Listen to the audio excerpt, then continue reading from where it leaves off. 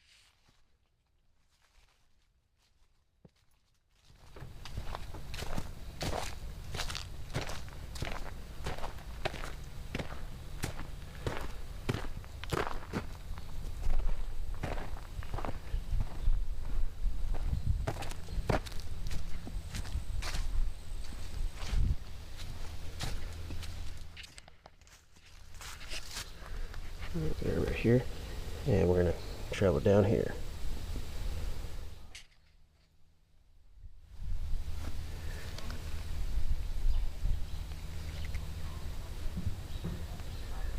It says Hill of Many Timbers on here,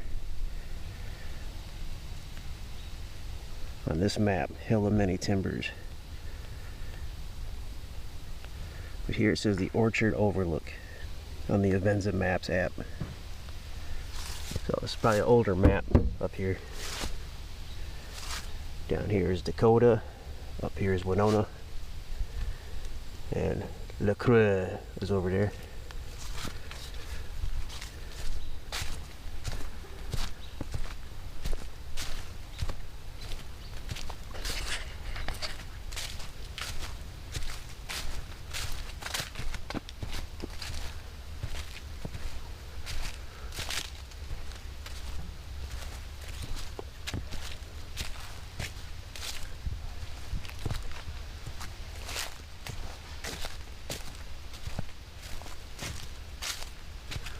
And there is an extraordinary amount of roots on this trail, so be cautious.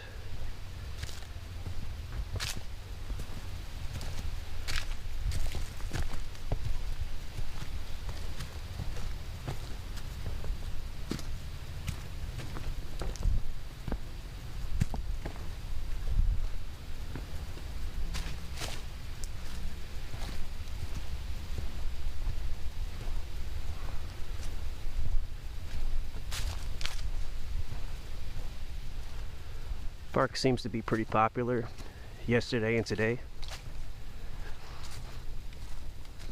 even though it's middle October. It's kind of a late heat summer, so the leaves aren't really turning yet.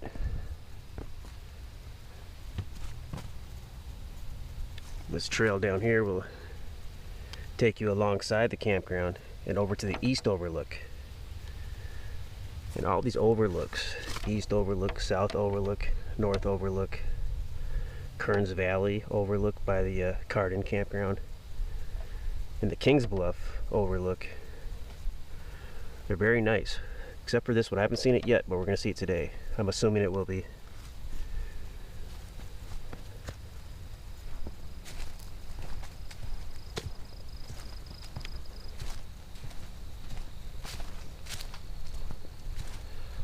And though I haven't seen the Kings Bluff Overlook yet, this Orchard Overlook, out of all the other ones, is my second favorite. And my first favorite is the south overlook.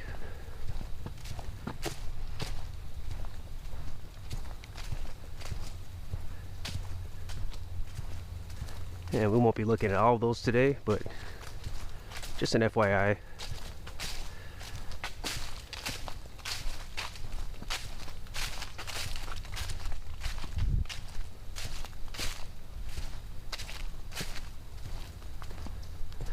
Pretty much every overlook except the Kings Bluff overlook is a reasonable hike from the campground. The orchard being the easiest, quickest one, of course.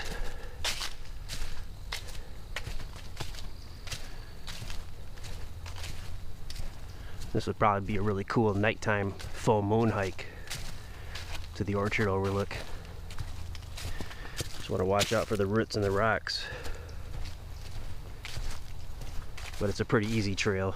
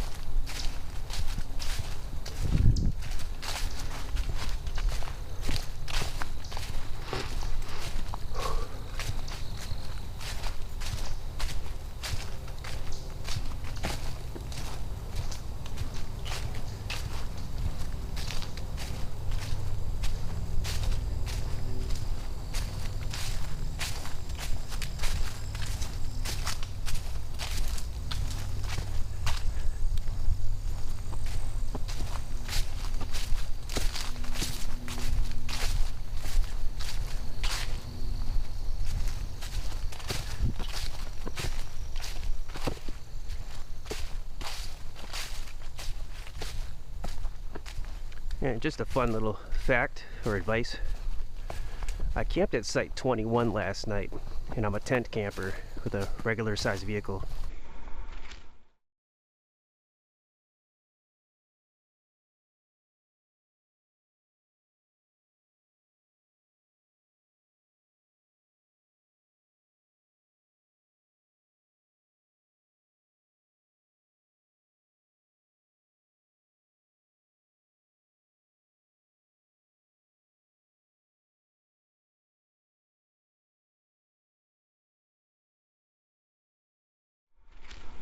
Now, I would not recommend that site based on its position and the cars, the traffic.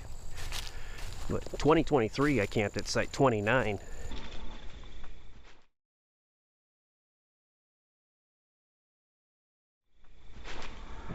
And if you're a tent camper and you have an average size vehicle, I would highly recommend Site 29 at Great River Bluffs State Park Campground.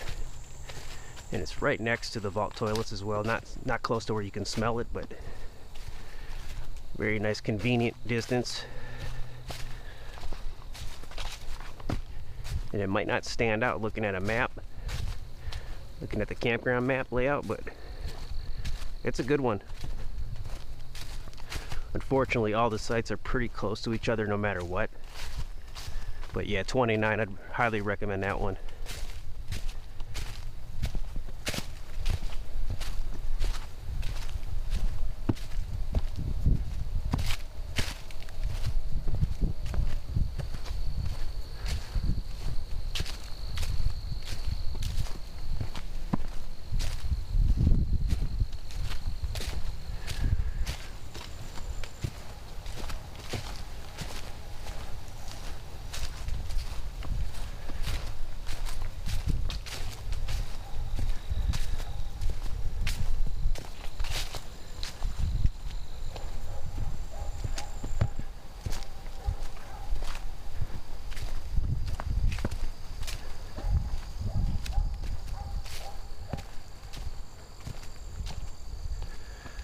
There is cell phone signal here, and right now it's in the upper 50s. Pretty much stayed in that range yesterday, all night and today. Kind of lower 40s last night though.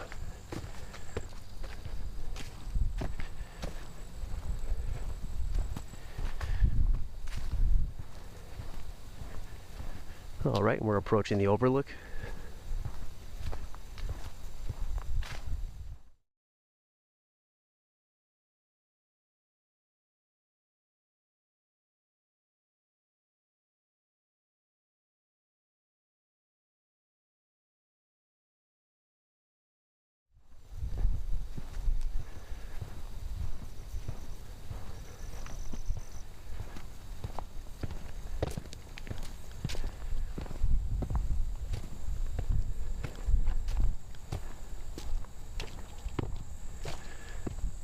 Yeah, it still looks like it's August out here. No fall colors, middle of October. That in itself is amazing.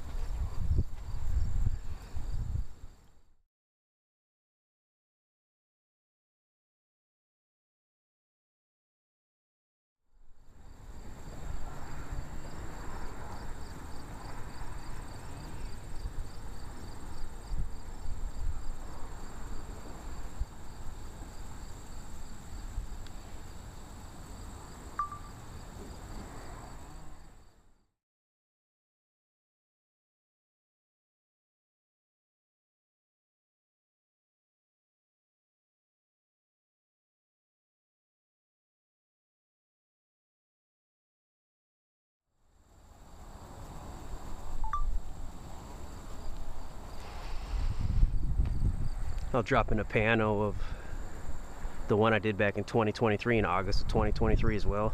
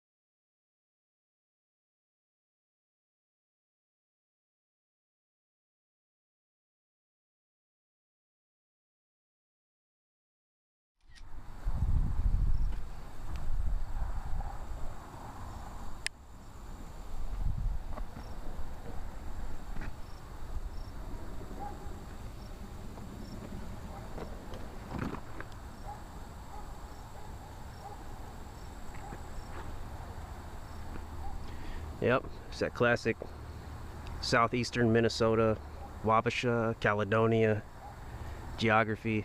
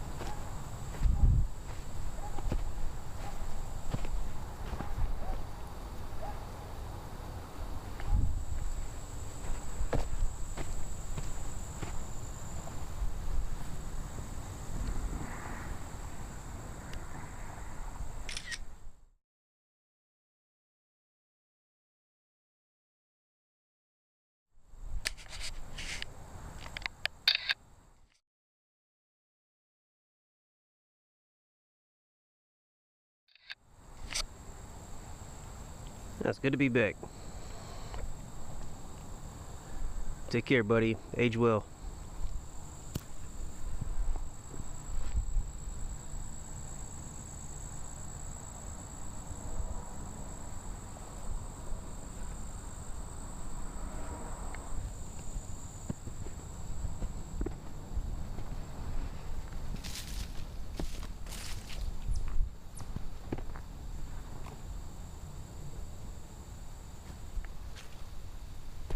It's actually the first outlook I saw at this state park. There's an unofficial outlook though on the road on the way to the main campground. There's a small little parking area and a bench, and you can look out onto the river and see where the south outlook is as well. Technically that's the first outlook that probably everybody sees, though it's kind of an unofficial outlook.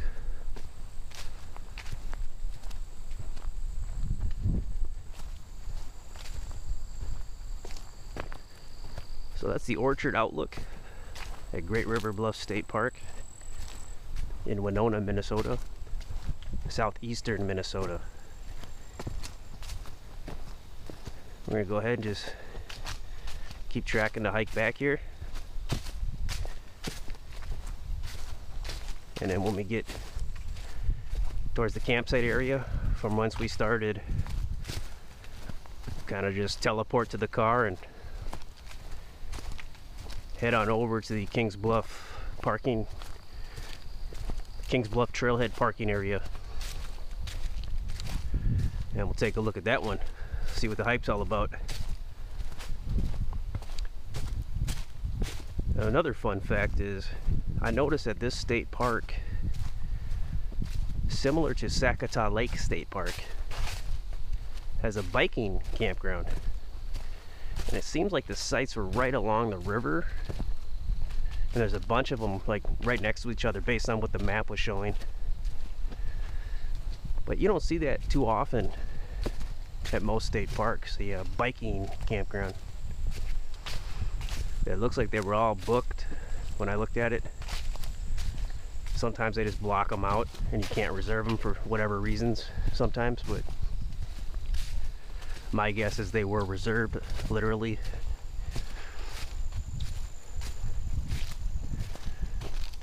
That might be an interesting scout one day, but it's definitely in the back burner.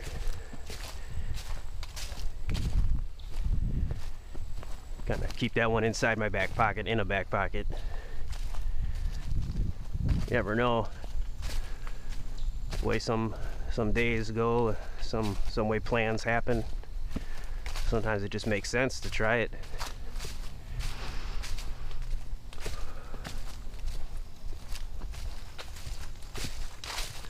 And I don't have an official scout of the main campground here. I just kind of drove through it in 2023 in my earlier days. You can't really see too much of the sites. And I don't plan on doing a scout of the main campground, at least not now or in the near future. Which I kind of like to, but like I mentioned earlier, things just, the way plans go, and it's not always a practical move. But that's in my back pocket.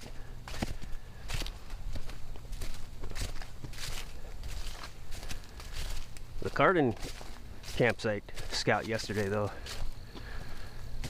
we were only able to get inside one of them and look around. You could still see the other three pretty well from the trail, so I consider that a success. I might try to camp at one of those one day, but I'm not sure. They're not too private.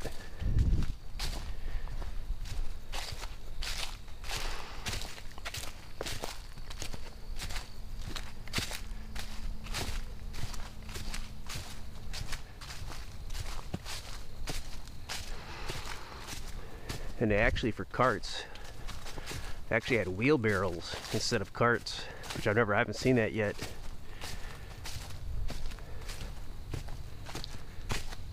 which I may or may not like better if I tried it out. But they definitely look like they held less volume than what I would normally see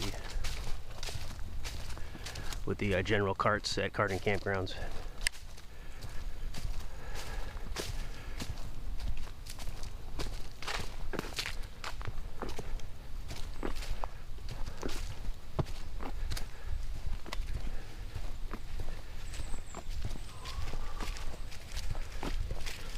No 10.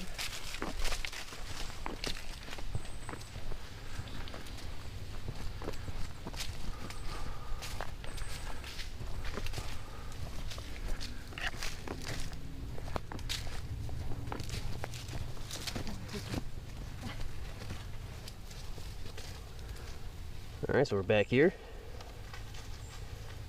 Just came from the Hill of Many Timbers, or the Orchard Overlook. And we're gonna get in the vehicle and head this way. We're gonna park right here for that.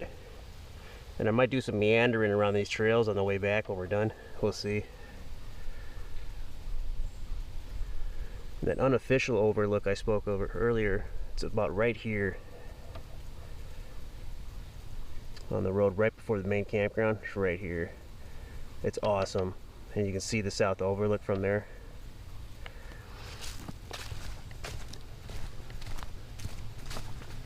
I'll point it out as we're driving past it.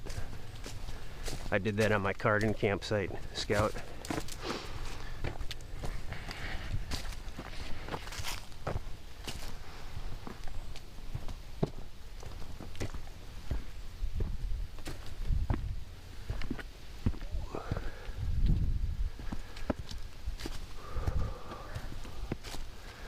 Starting to get a little warm. I'm gonna have to take off my base hoodie layer.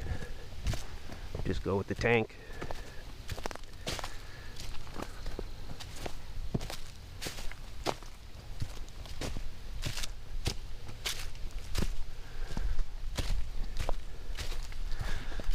Alright, so we're gonna pop in the vehicle here and head on down.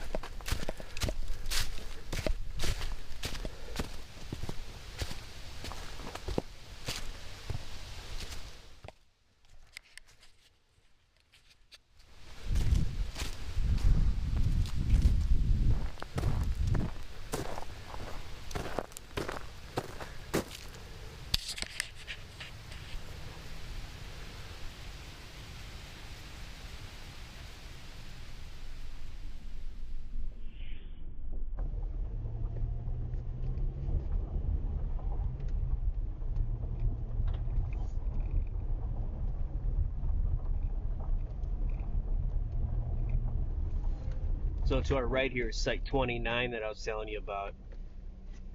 It's occupied now, but I'd highly recommend it. It's a pretty good one. You can see the vault toilets are just to your left right here as well. There's two of them over there. Pretty awesome.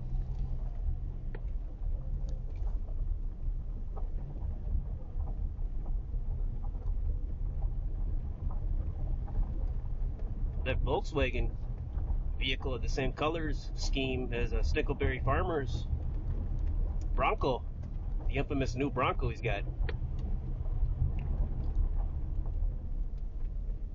So taking a left here, we go back around the loop for the campground.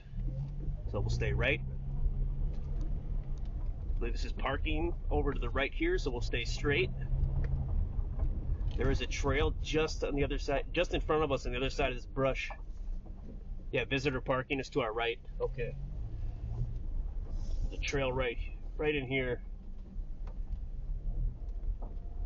It just feeds like maybe 10 feet away from here on the right side. I'd recommend that trail.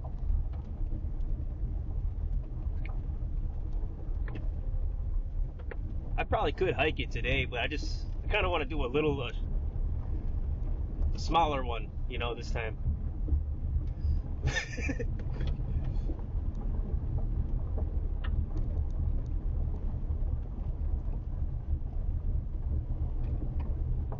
Mississippi River's to our right.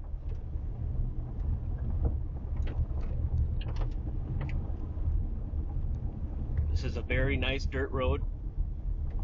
There's no excessive grading. very smooth.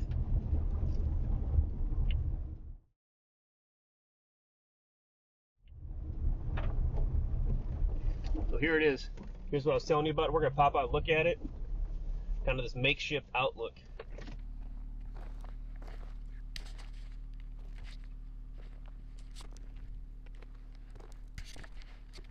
Okay, right here. So this is right along the road to the main campground, in between the Cardin campground and the main campground. And the south overlook, it's my favorite overlook, is right over there.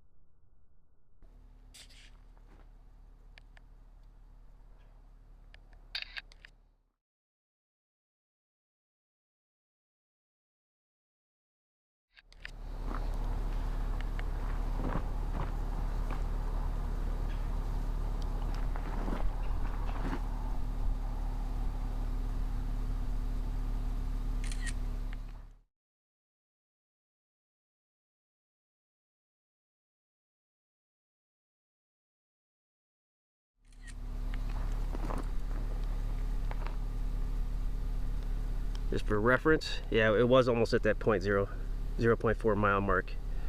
Right here is where we're at.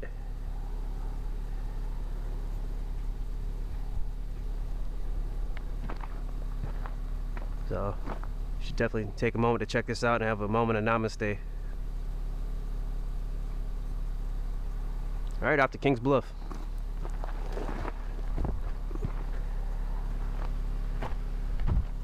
Watch out for this stump too.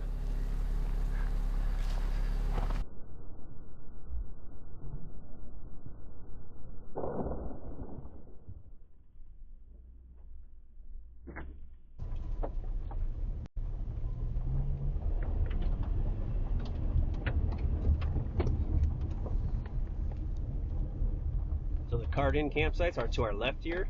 Very nice parking in there. There's a vault toilet right in the parking area. Check out my video of that one.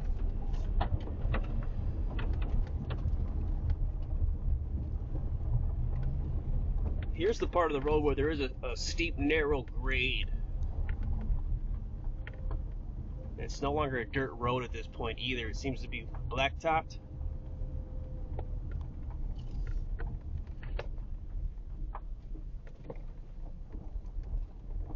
My vehicle is pretty low profile, but if I was higher, sitting higher up, you might get a little, somewhat of a queasy feeling from the mild heights. Nothing too extreme, but still, being higher up in a big vehicle.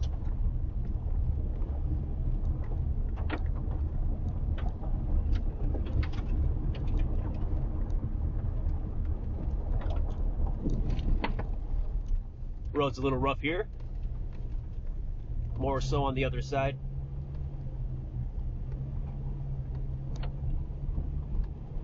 It might be intended to get people to go slower by the time they hit that steep grade.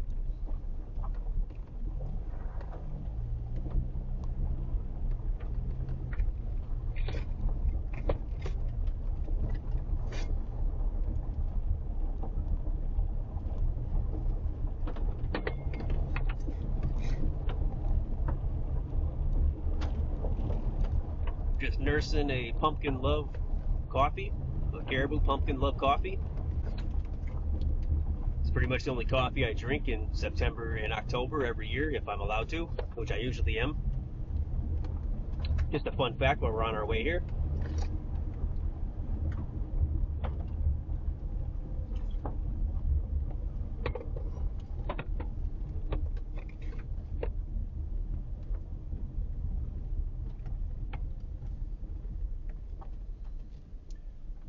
So I've never taken a look at the picnic grounds here either. And I'm going to hold that tradition true. Keep that a mystery for now. And now we are closing in on the parking area for the Kings Bluff trailhead. It'll be right up here. I'm guessing it's going to be a little busy, but we'll see. Usually this parking lot is, there are a lot of cars in there every time I have driven by it, which has been about 4 or 5 times in my life, I guess, at this point.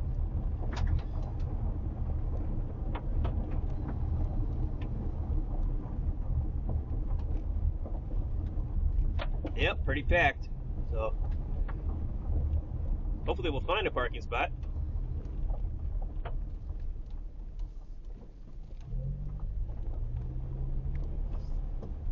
Alright, so it's even busier than I was thinking it might be.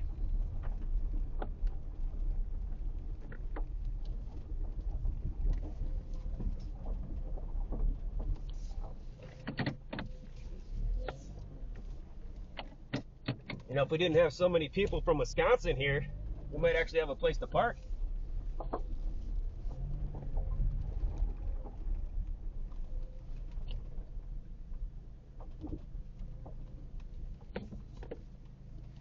There, I should be safe here.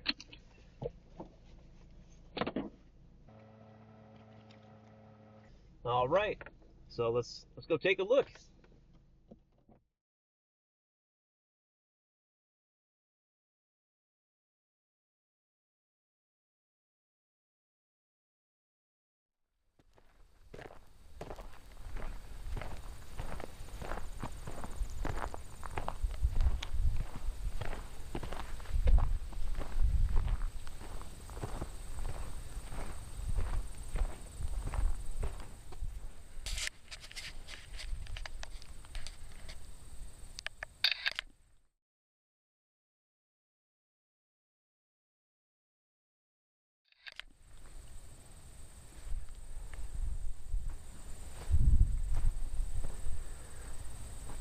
Oh, really?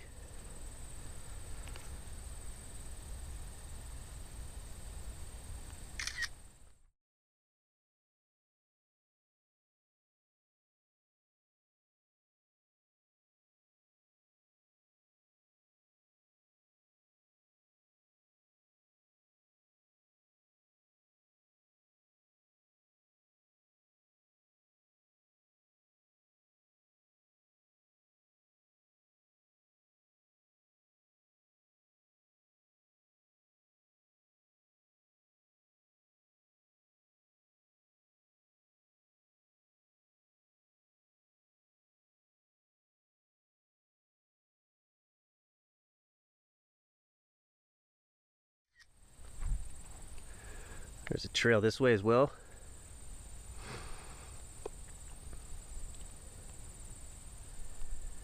This trail over here, well, you can meander your way back down towards the camp garden and the main campground area that we just drove past. Whew.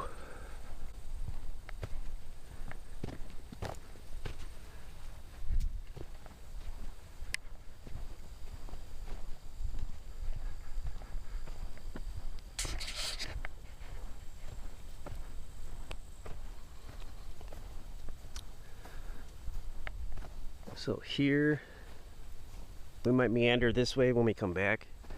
We'll go around this area here. So right here. We're gonna go up here. It's pretty bright out.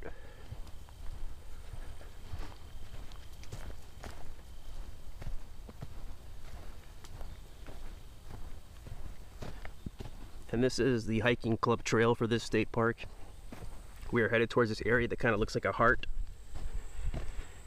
And I'm going to stay to the left when we get to the heart. Go around the left part. Left part of the heart.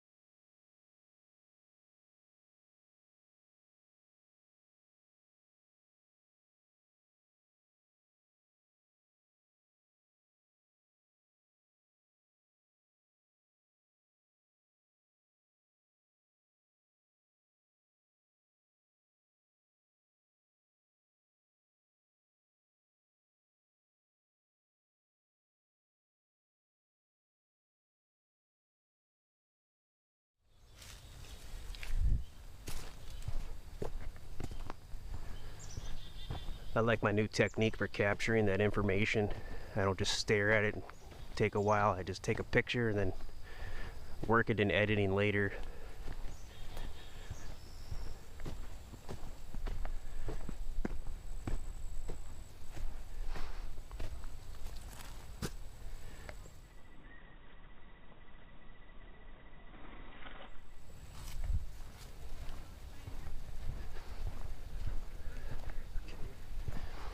Really nice pine smell in here.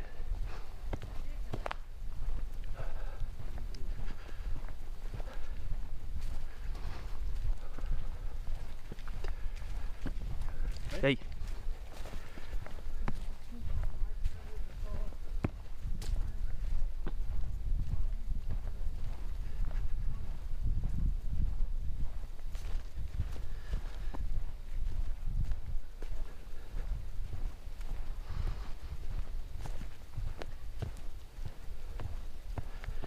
Now these pine needles is the only kind of needles anybody should ever have to walk on. Pine needles.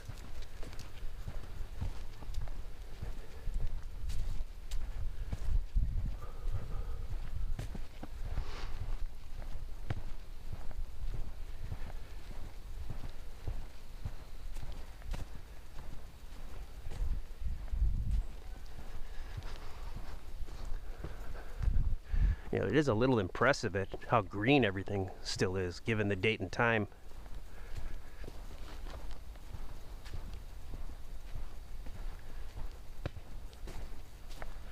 Sometimes though it can only take 1 week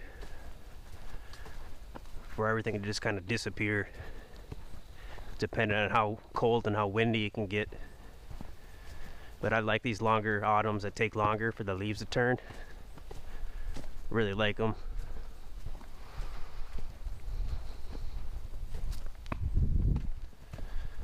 I kind of wish autumn and spring lasted as long as winter and summer, and vice versa. It might be nice though just to have like almost a 6-month autumn. It'd probably get boring then. Alright, so it looks like we're at the bottom of the heart.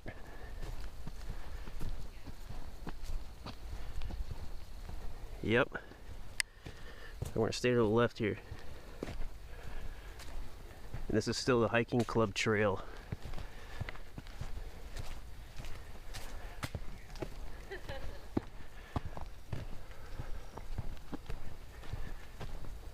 There's a good chance we're going to see what the password is. Or I will, so try to guess what it is.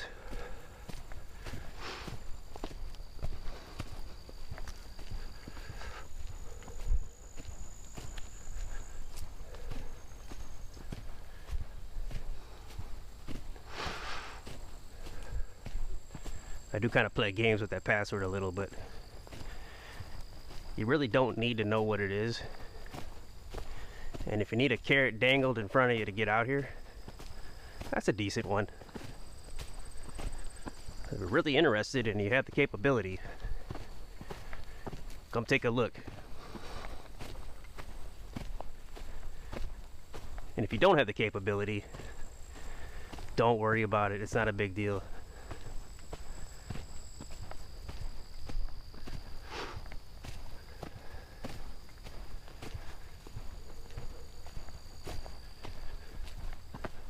Well, knowing what the password is, I mean, that's not a big deal.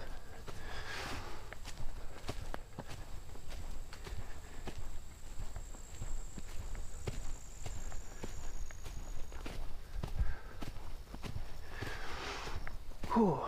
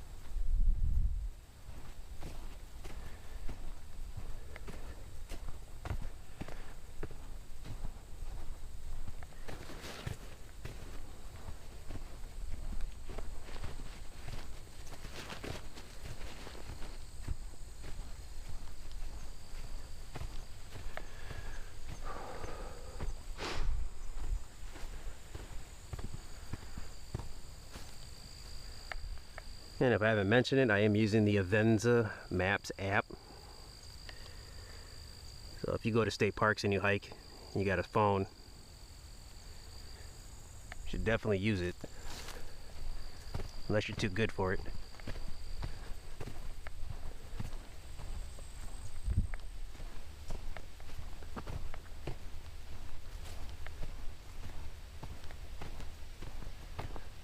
Sometimes if I didn't have this map, I guess a lot of times if I didn't have this map, I would end up almost anywhere.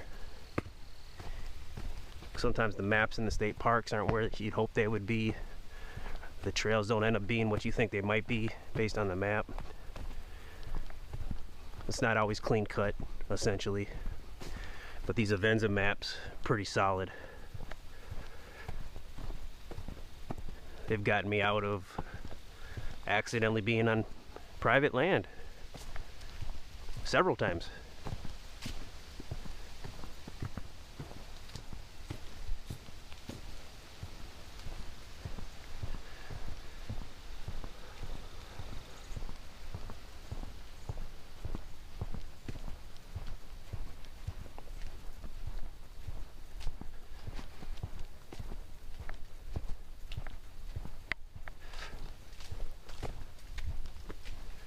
Whenever I hear birds, I'll use these Merlin bird ID to identify it.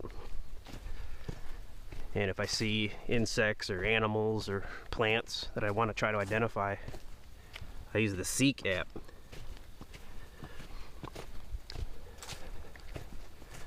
If I want to look at the constellations of the stars or where the ecliptic is, if I'm just not too sure, I use Stellarium.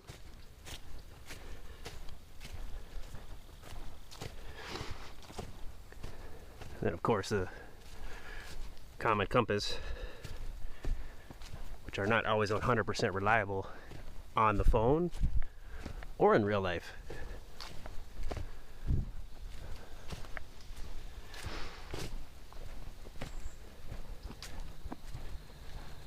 Heard a story once, somebody was looking at their compass and they could have swore they were going in a certain direction.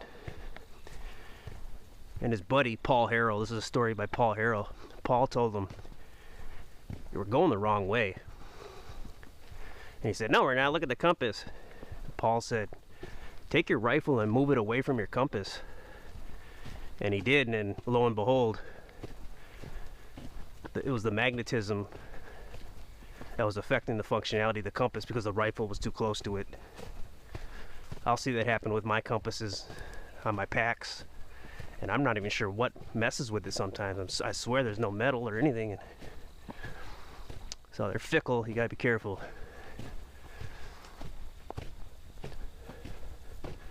Some are better than others, there's other kinds, different versions.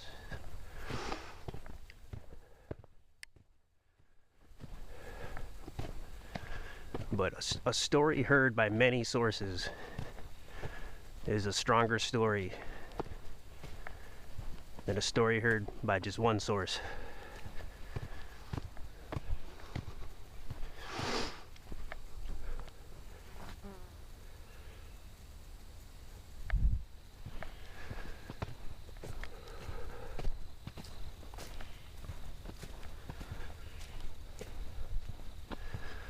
This is the other side of the heart. This is where we would have connected if we took the right route. And then when we have to backtrack from here. When we come back, we're gonna go this way, down this trail. That meanders off a little bit the other way. And we're gonna weasel around here and see what it looks like. I'm feeling pretty good. So up here, to destination, backtrack to here, this point, and then this way, up in here, and wherever we feel like going from here.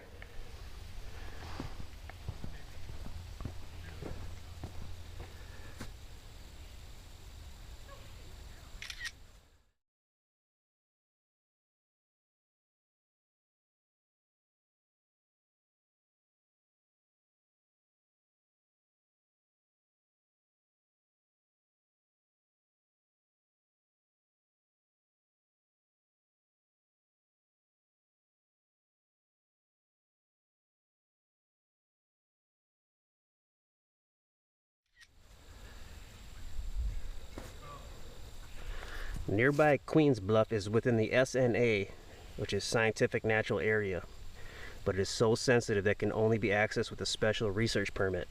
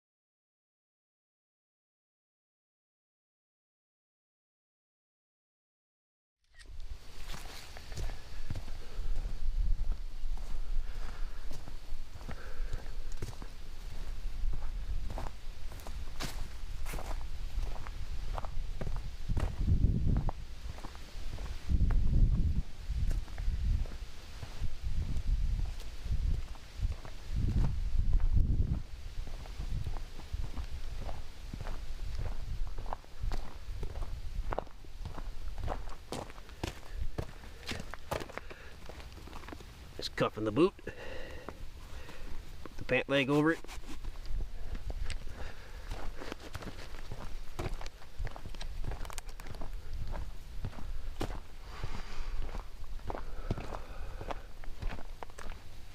I'm always checking to make sure my pant leg is over my boot. Otherwise I get rocks and dirt in my boot and I walk on it and it's just misery. So I always keep it protected. That used to be a big problem for me. I used to always suffer from that. Then I just got the right heel height and the right length for my pants. Just kind of married them. And just keep your eye on it and pretty good. I almost never had anything in my boot now that bothers me when I'm hiking. There's other reasons for that because of the felt wool insoles coated with merino wool socks that I line in the bottom of them to help with absorption and with odor mitigation too, but it helps with absorbing moisture and shock absorption as well. So now blisters are more of a rare occurrence than they used to be as well. Foot care is very important.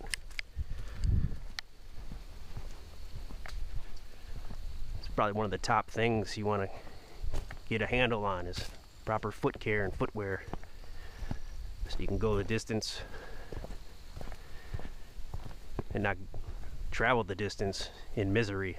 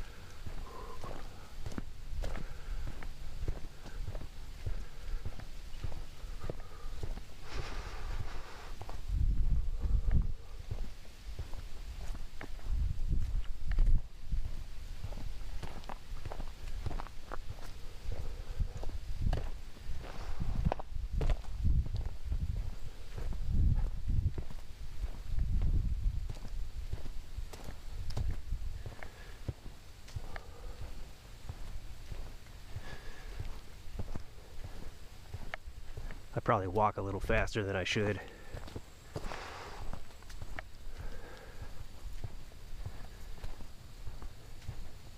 But I don't have long strides, so that's kind of why I do that.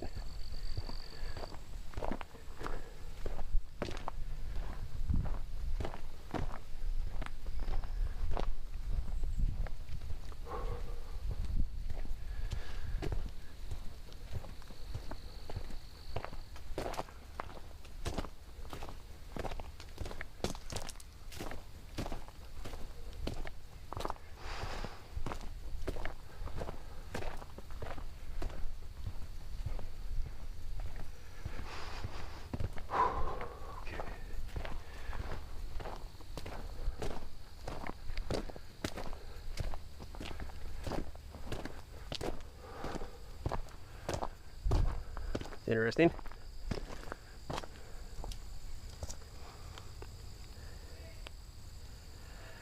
So we are officially inside of the Kings and Queens Bluff Scientific Natural Area. Kind of this whole area in here on the map. So I would avoid the temptation of seeing what's here. It's really not an official trail. It might be one of those things you need a special bourgeois pass for if you're a scientist.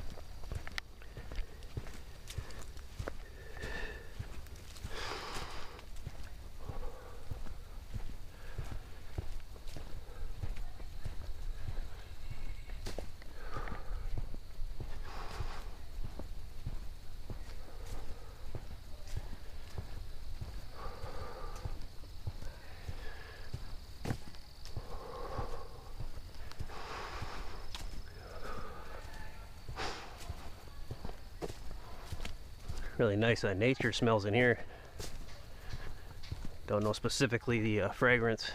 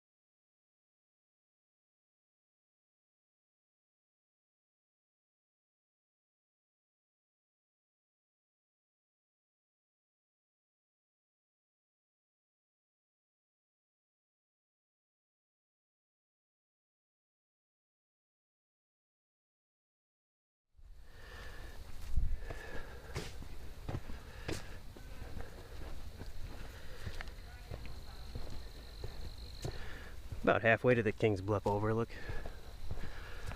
This kind of reminds me of the Wolf 1 Scout at Savannah Portage State Park.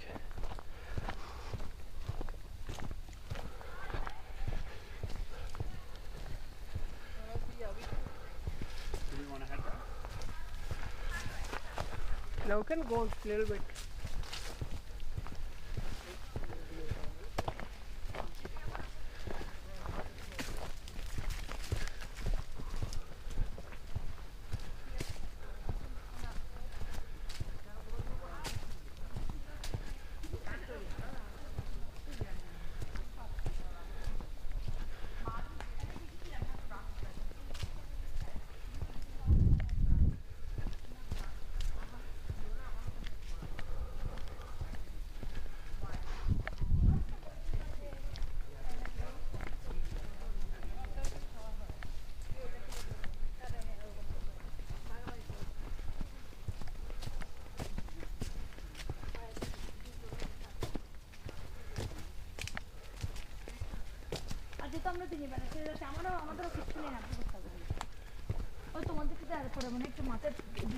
I got cup pass.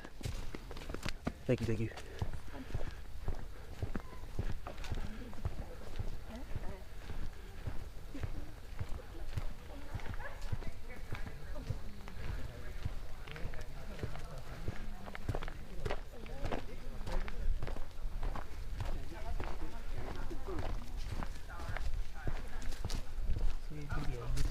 Thank you.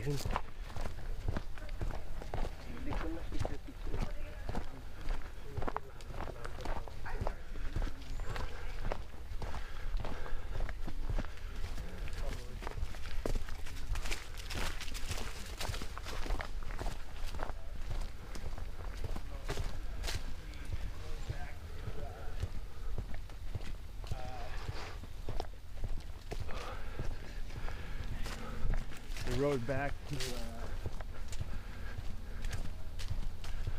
That's a pretty popular trail. Wow.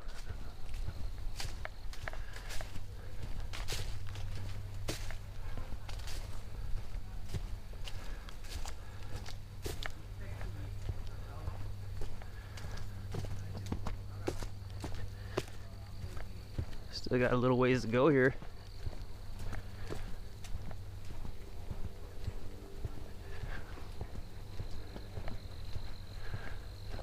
Thinking I will show the hike back out of here as we backtrack rather than teleport. I really like.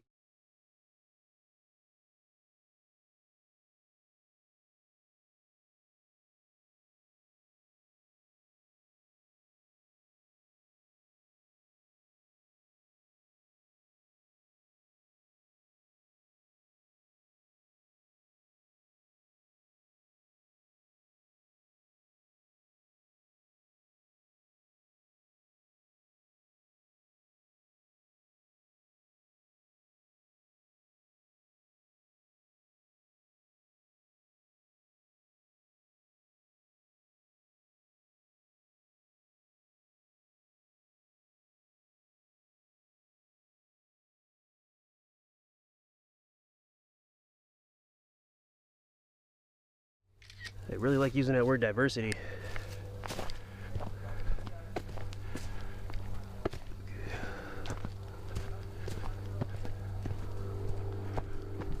Too much of anything is a bad thing. Just saying.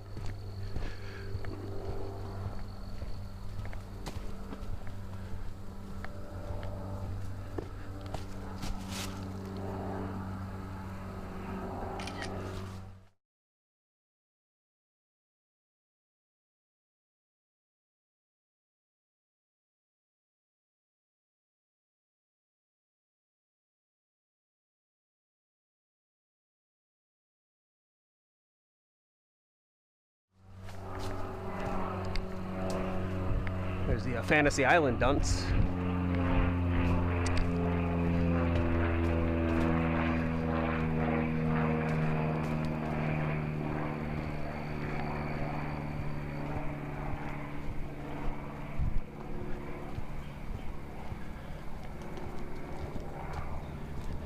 You know, sometimes when it comes to diversity, you have to put up signs alongside of it that say, shake off the invasive species. Huh.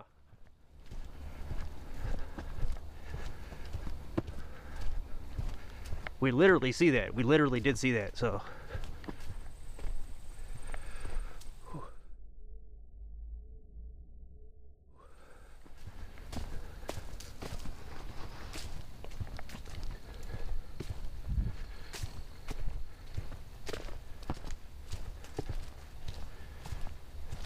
Many ways you could look at that. Looks like another no-go zone.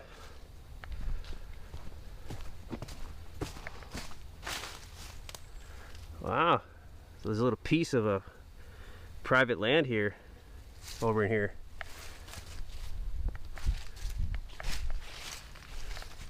We should still be in the state park though.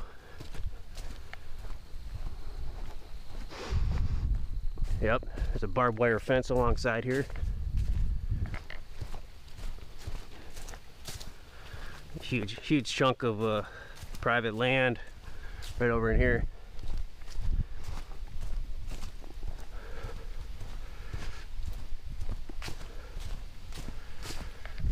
They're just protecting their property from invasive species, essentially.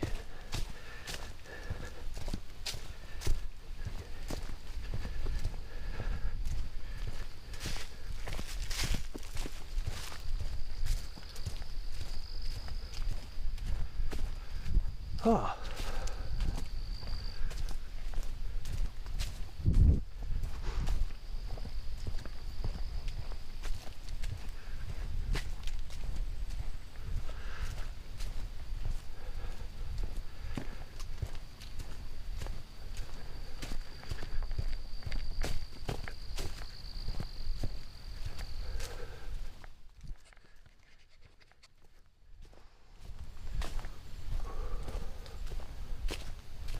This is a longer hike than I was thinking, which is fine. I'm just kind of calling out an observation.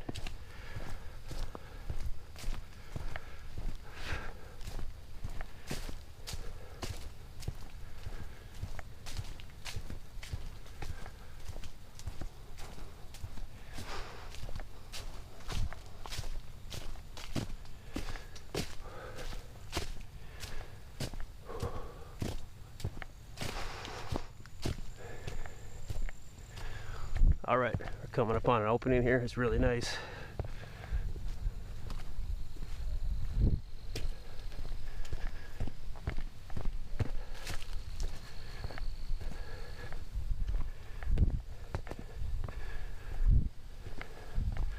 That'd be some nice property to own.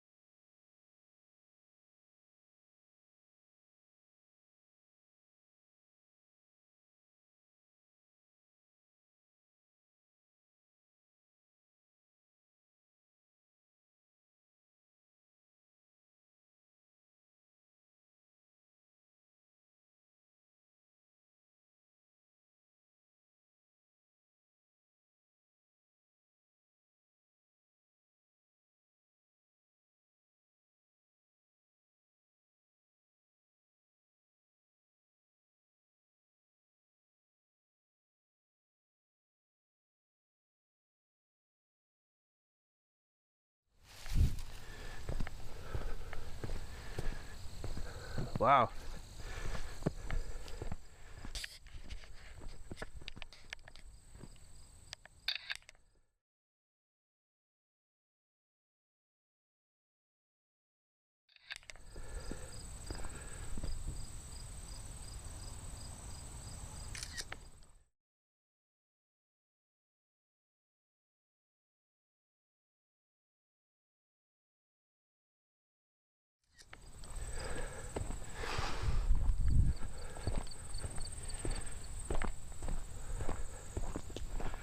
Yeah, this park has some of the greatest overlooks in the state, in my opinion.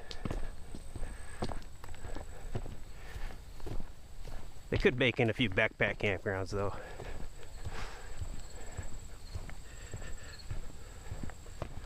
Or walk-in sites also. There's that word again.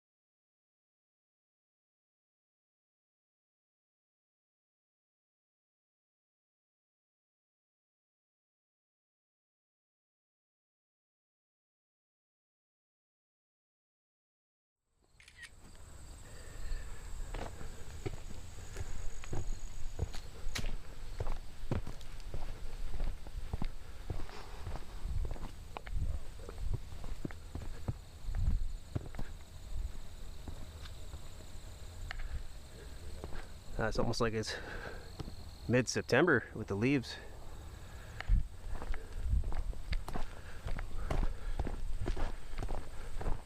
Oh, there it is. Now we know. Now we know. This changes everything. Okay.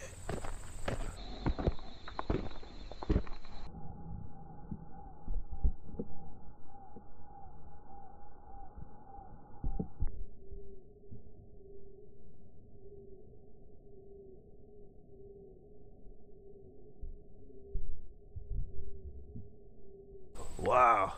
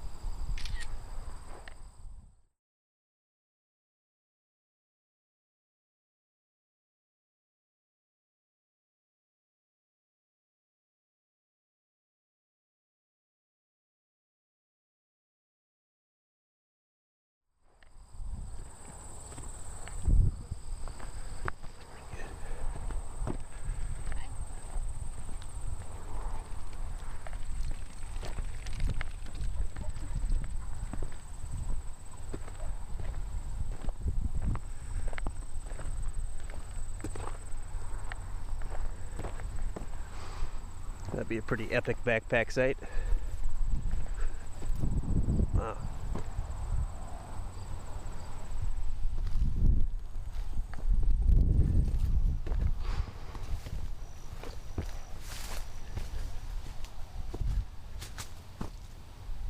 Oh, we're here.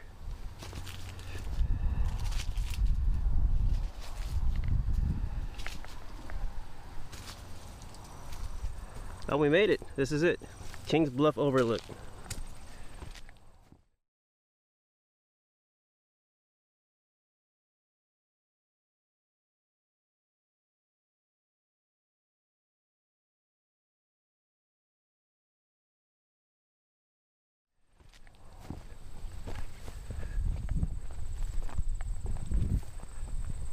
It's the Precious.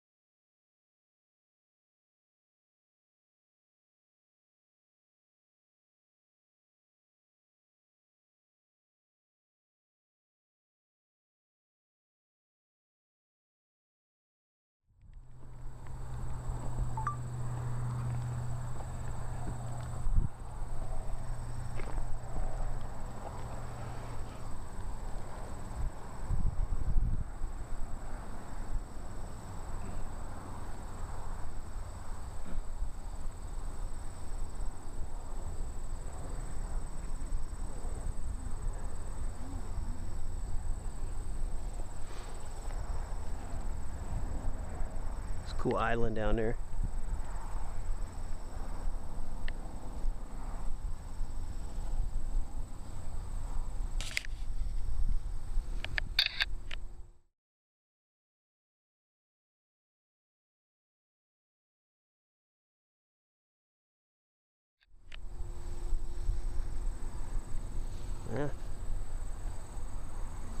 This might be my favorite one.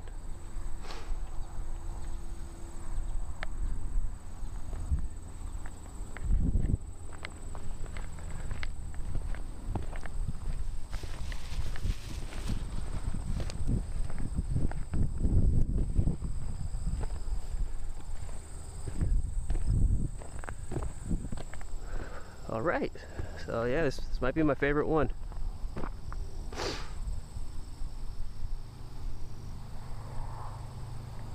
This one's worth the hike. We're gonna go ahead and do the hike back, and then I'm gonna meander, like I mentioned earlier.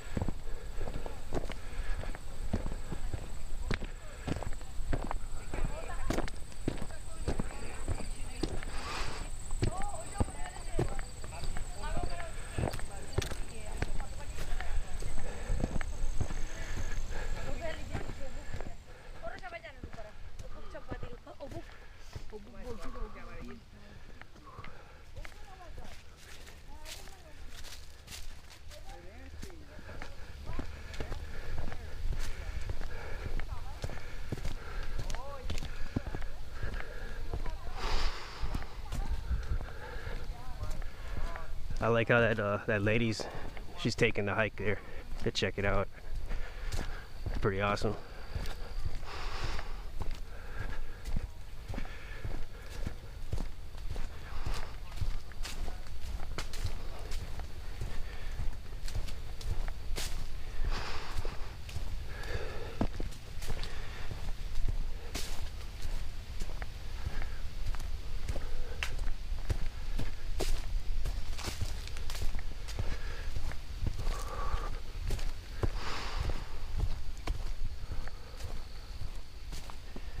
Yep, so with pretty much every overlook at this state park, you kind of get to it and then you have to backtrack out. Which I don't really like that, but you know, wah wah. It's kind of it's a small big deal, you know. So I've seen every overlook at this point here, and I'm gonna say the King's Bluff is probably my favorite.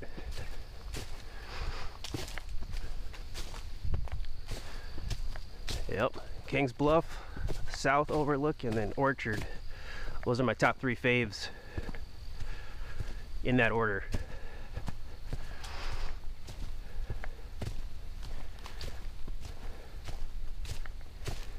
But that indiscreet overlook on the road to the campground, that's not really technically an overlook, but it is. That's probably a number 4.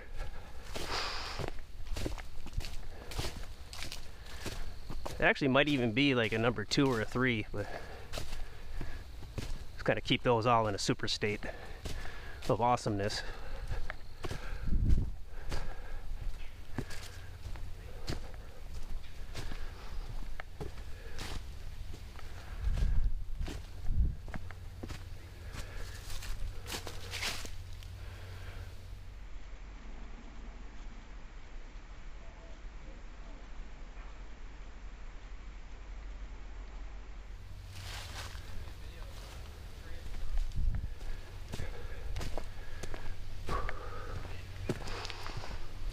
Oh.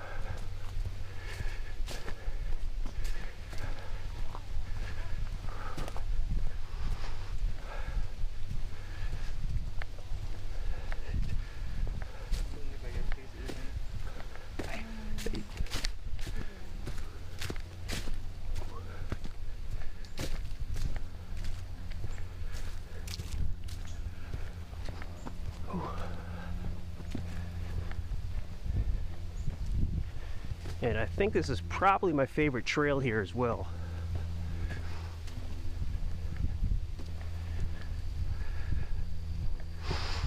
It's not very challenging as far as trails go. One being super easy and 10 being like a crazy mountain.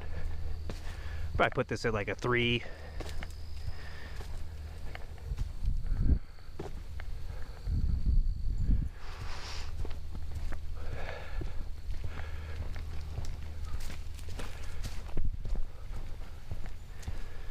As you walk, your feet do try to kick on roots and rocks. They stick up pretty high sometimes.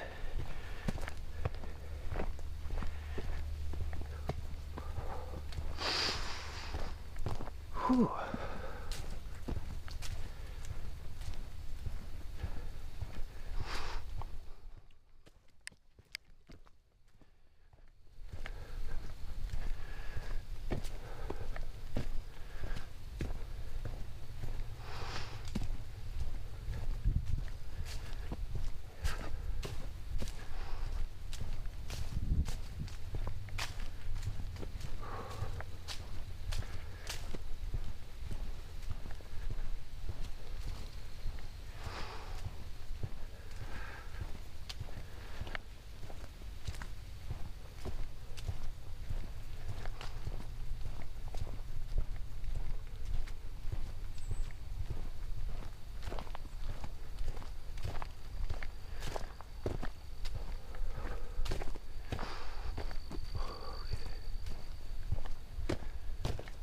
Perfect day out for hiking.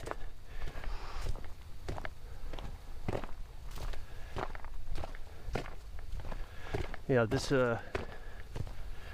temperature, this range of temperature, it's slated to continue into next week as well.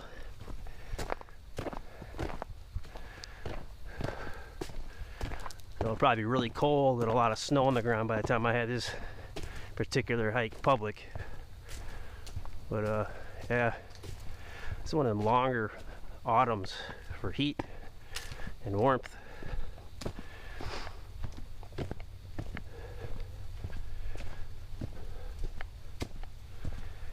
The last 2 years there was a reasonable amount of precipitation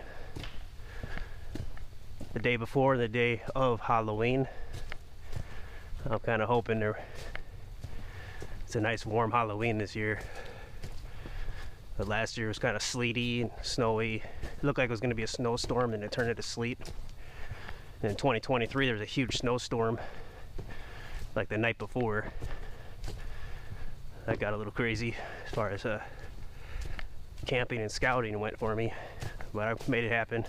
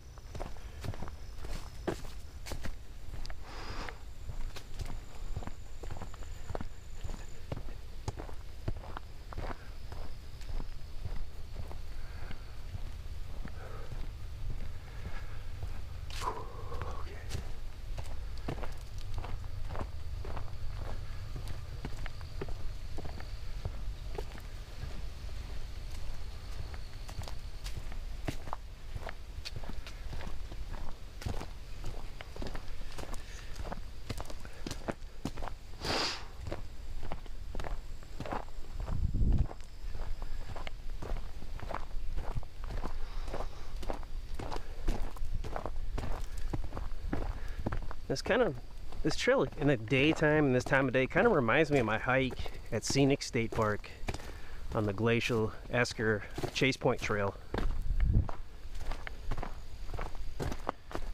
The problem for me with that trail is there's a lot of noise coming from off of Sandwich Lake or Coon Lake, from the people over the picnic area and the campers. It's just really, it can be really loud and annoying. And unfortunately that happened when I was there. But here it's just, you got the peace and the quiet. And even there was more people on this trail, but it's still more peaceful and it's not stressful like it was hearing like the reverse beeps and the obnoxious, probably college kids. Well, people having fun is noise to me sometimes, so the inverse was true when I was younger, so that's life.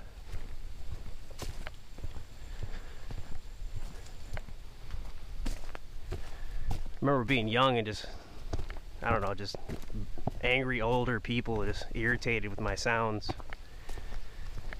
And man, oh man, do I get that now. Oh man, the regret that I have for being just a total village idiot so many times in my life. Oh man, oh well.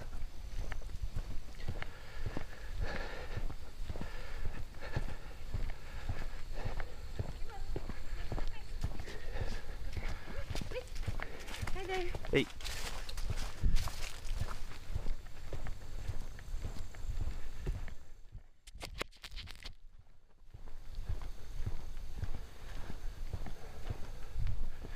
Kind of impressed I haven't got growled at or barked at yet. I was barked at before I left my camp, and I gave the guy who couldn't control his dog a thumbs up, and he returned it.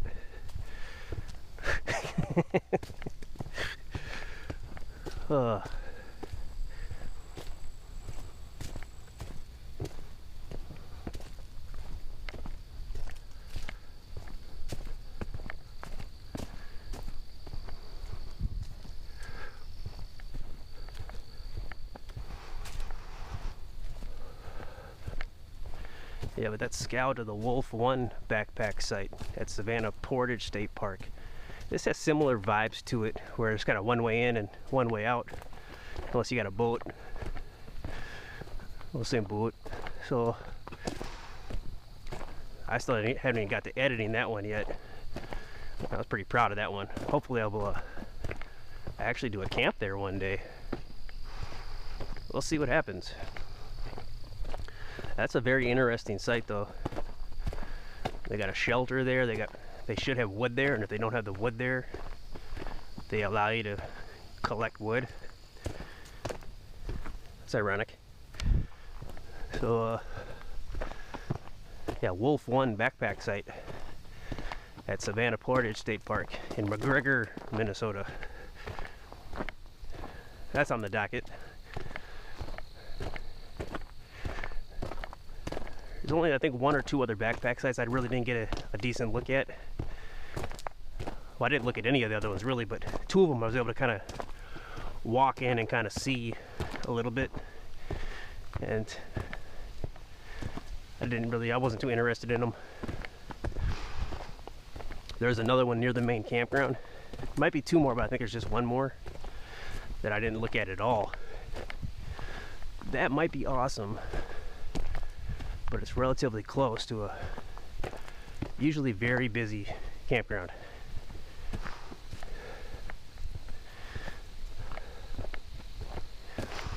So I think the Wolf 1 backpack site is the backpack site for me at Savannah Portage State Park one day.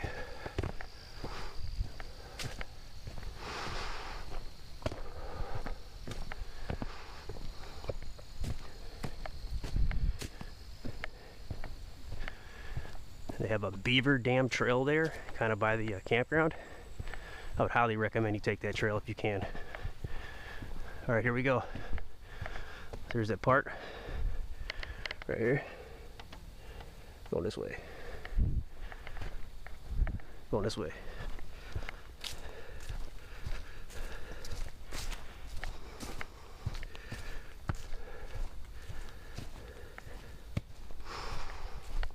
Get that pine smell again, really nice. This trail doesn't seem to have its own name. Just kind of trails all over the place in this area.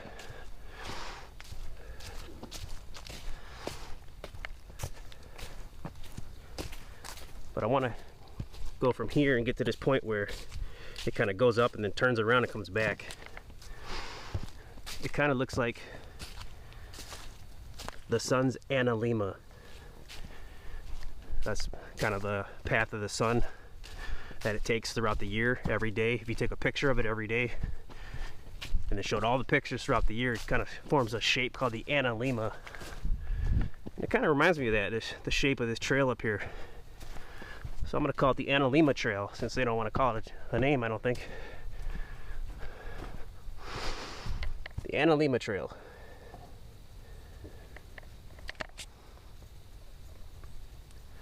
Look, somebody whited out that name. See, it is an older map. Good for them, doing their part, making sure the map's updated in their own way. I kind of liked having the historical previous name on there. It's kind of interesting informational purposes. But we captured that, so.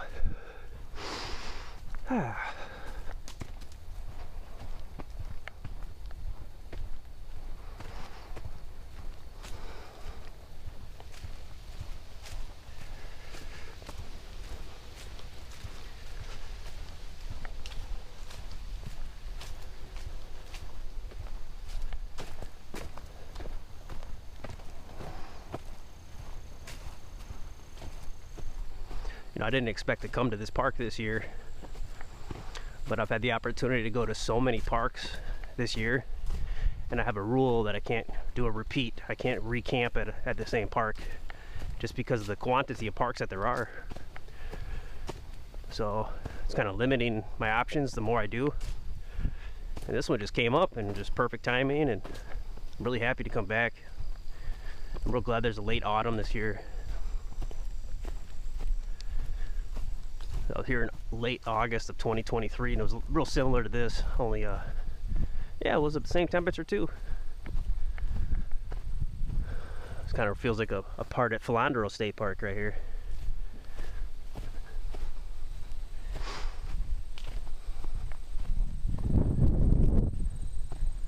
Totally different though, of course, once you get in here, totally different.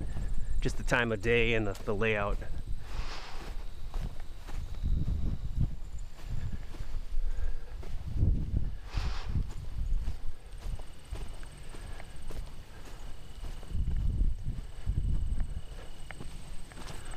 This would be an arduous trek, having to go through this with a rucksack or any kind of gear, even no gear. Man, that would suck. Probably a lot of snakes in there too.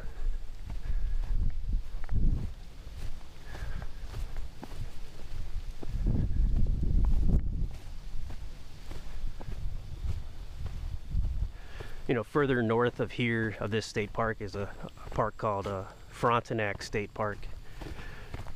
And I'm looking to do another camp there this year and scout the Cardin campsites there as well, probably November. That should work out. I give it a 90% probability right now.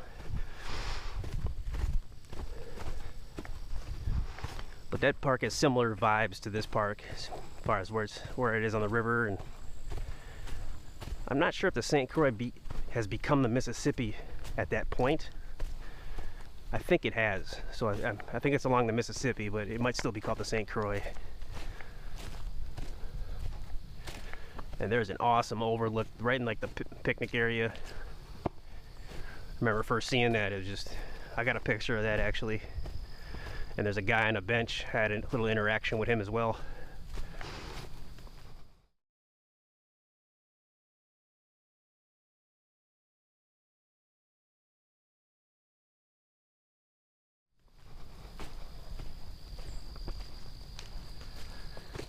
That was one of my first magical moments as I started doing this in 2022. I did pre-training though in 2021.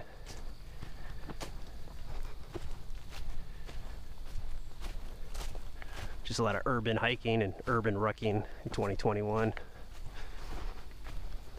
Well, it didn't really start till June 2021. Remember the day and the moment the guy delivered my rucksack, the FedEx guy delivered my rucksack. I think his name's Daniel. Haven't seen him in a while. Hope he's doing good. He's a real nice guy.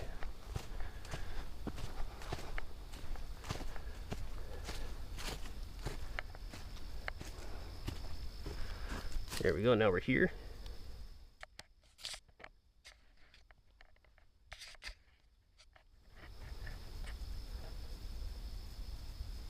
So I'm gonna go ahead and say the Analima Trail that I'm calling starts right here. Starts here, goes up to the Analima, then it ends at the other intersection here, or the road. And we are parked over in here. So, still kind of free balling it. We'll see what we're gonna do when we get over here. But on to the Analima.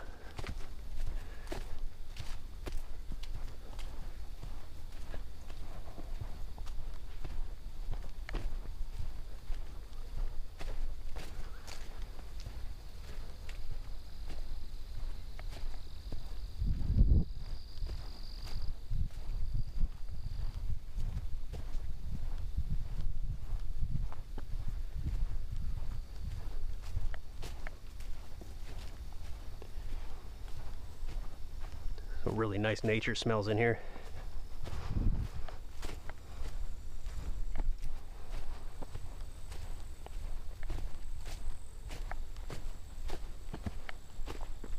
There's been no harassing insects either. That'll probably hold true all the way until about May. So the biggest struggle going forward will be the snow and the cold.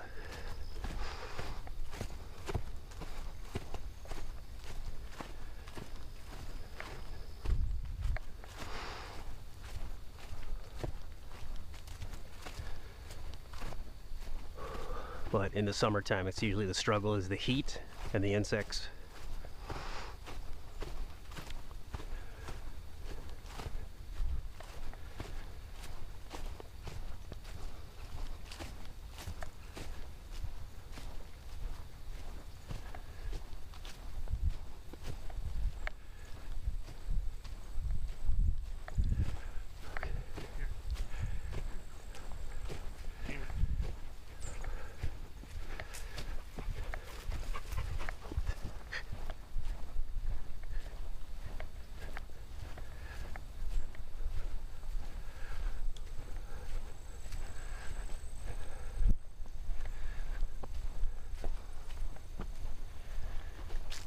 You know, every dog I've encountered on this trail has been what I wish it would always be like with dogs. No barking, no growling, no aggression. It's almost like I'm in a modality of heaven. Thanks, God. Thanks. And God is dog backwards. So, not sure what that means, but I'm sure there's something to it.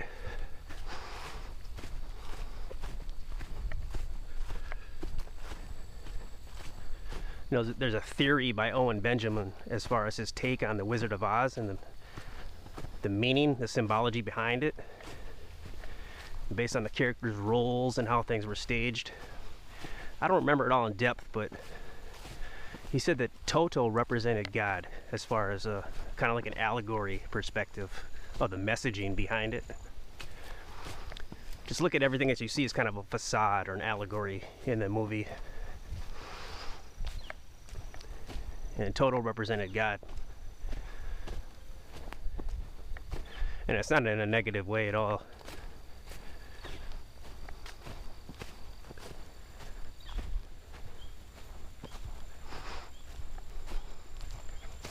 I'm getting goosebumps talking about that. Okay.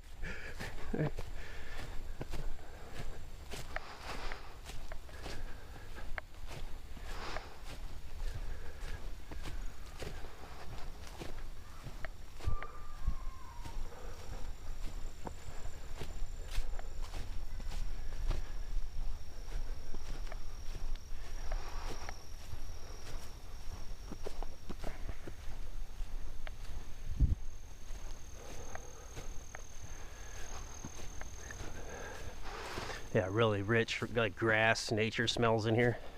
Soil. Wow.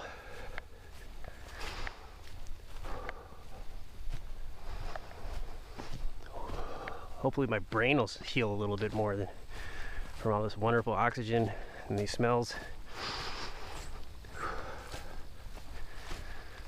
I feel like almost feel like I'm getting dumber, like the older I get. In some ways.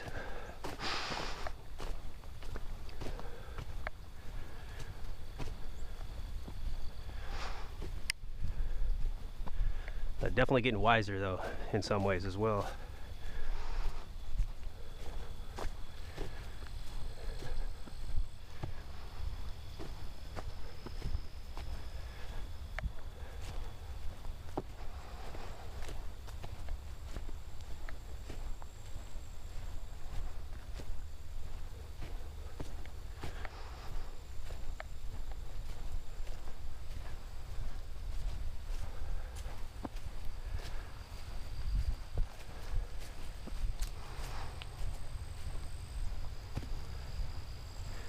I am walking fast because I have very small strides.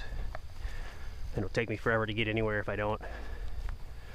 So my breathing is a little excessive. And trust me, I hate the sound of breathing. So I'm doing my best to keep it down. Don't notice it more that I said that. But sometimes I'll get real negative when I'm hiking. I'll start ranting. And I'll be breathing real heavy, and it's like the only thing that's missing is the Darth Vader music. Whew. Here we're getting into some autumn colors.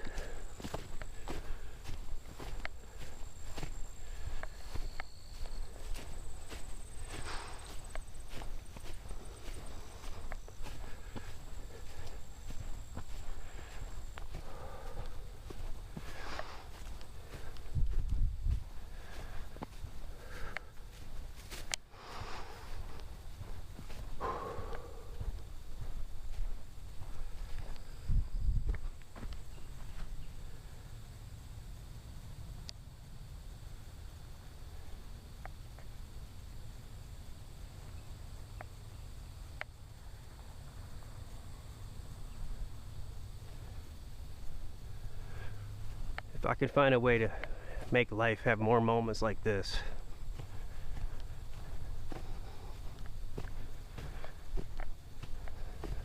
I'll be onto something. I guess in a way I already am onto something. So that's good.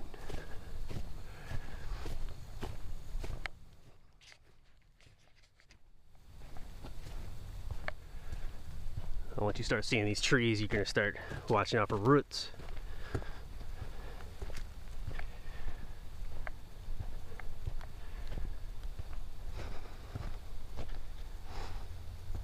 And I've had cell signal everywhere in this park that I've been.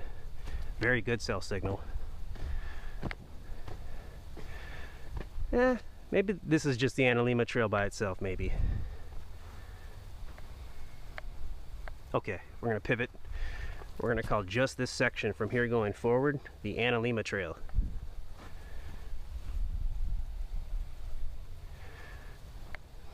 We're going to check out the shelter up there.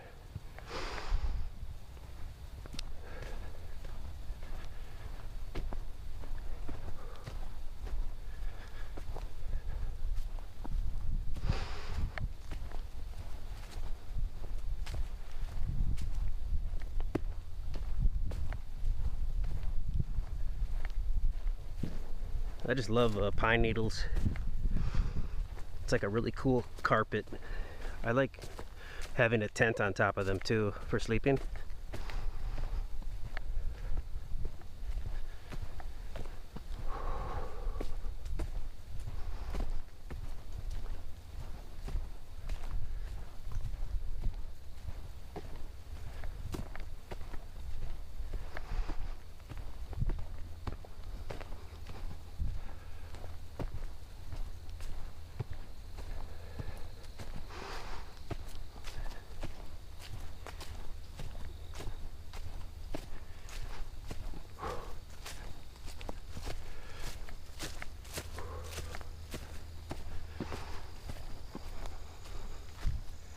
I just started wearing this boonie hat really this year, and I've had it since like 2021. I don't know why, I just didn't feel like it was necessary, or like I felt like it was too much, but man, I really love it. It's basically a staple at this point, especially when it comes to where I mount the body cam. I'll check the footage on this later, obviously, but there seems to be less clicky clack sounds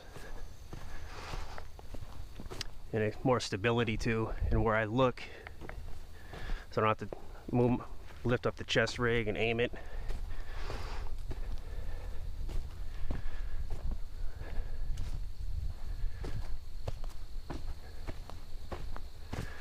Restricted area, do not trespass.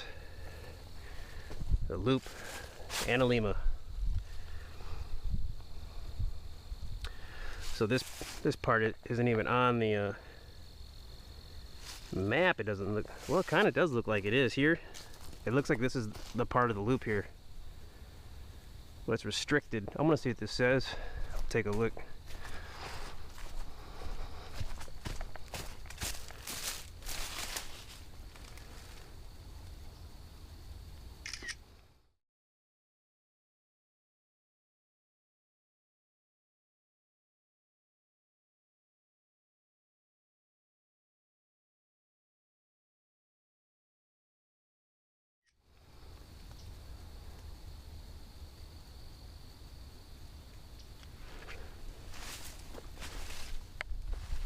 So that's essentially a scientific natural area down there.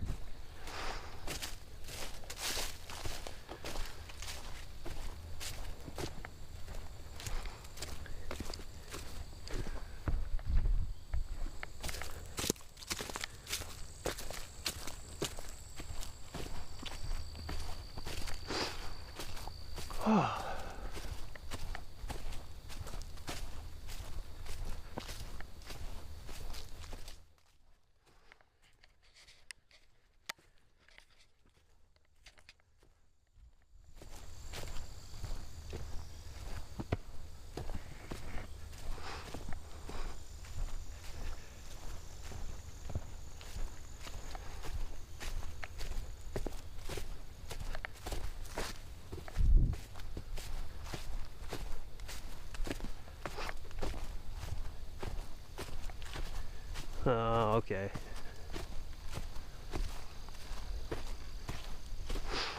So that's kind of a buzzkill. The Analema loop, as it were. You can't even go around the loop officially. So it's probably just an easy access route for scientists.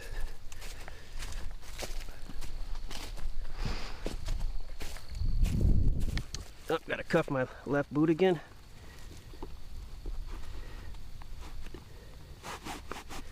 There we go. All right, we'll work our way back. Go back to that map and see where we're gonna go from there.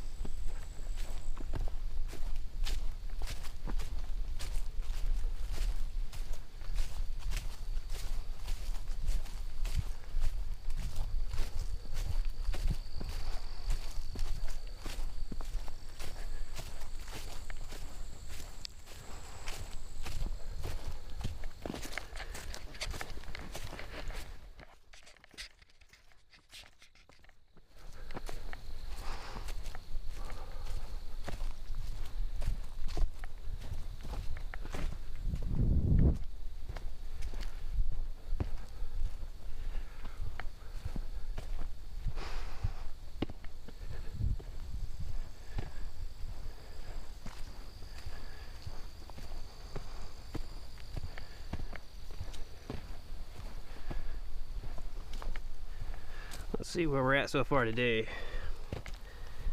3.5 miles, 8,500 steps, 15 floors, walking speed 3 miles per hour. walking step length, 29.5 inches.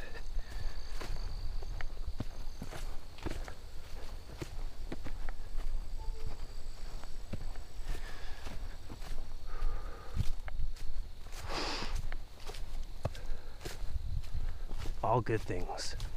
All good things. You get a gold star if you know who used to say that.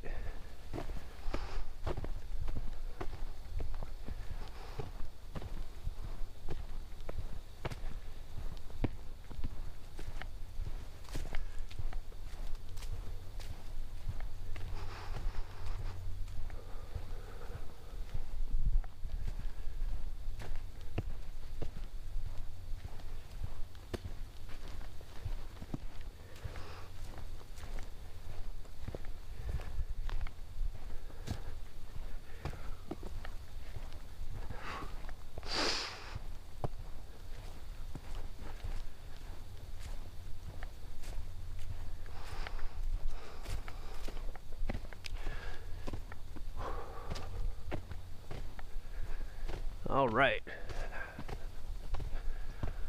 So I would not recommend the Analima Trail. There wasn't even a shelter there. So we're definitely gonna go this way. And I'm thinking let's just go up to this blue part here and check that out, because I'm feeling really good and we got time. Check that out. It's near the North Overlook kinda.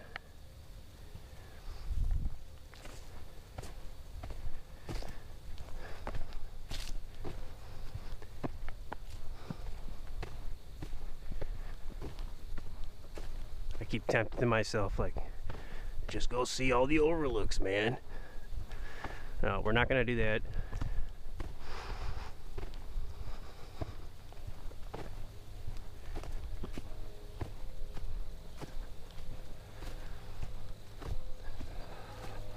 It's really like a northern Minnesota type smell in here with the pines.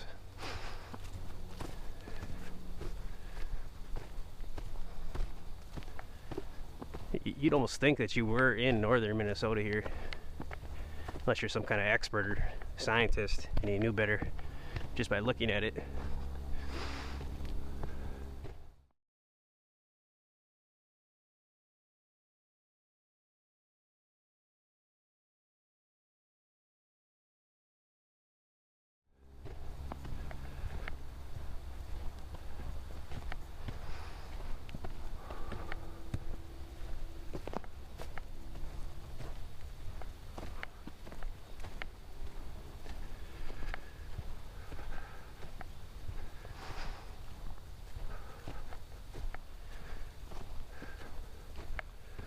I say they put some parking up here and install some backpack sites back here.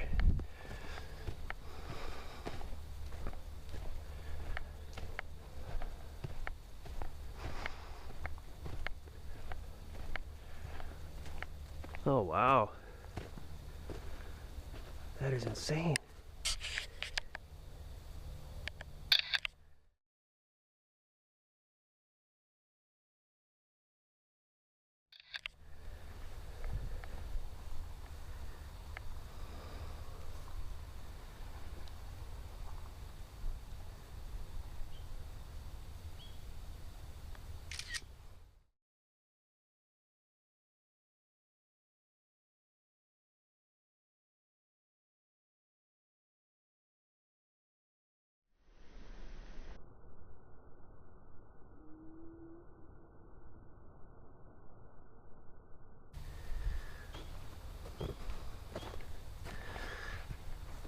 Wow. What do you think? A human or an animal? Well, they're kind of the same thing, but a human or some kind of creature?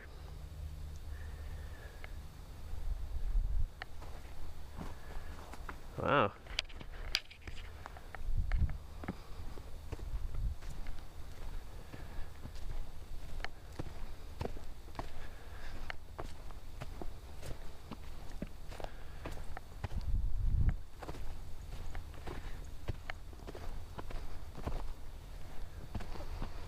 Ooh, yeah, really nice nature smells here.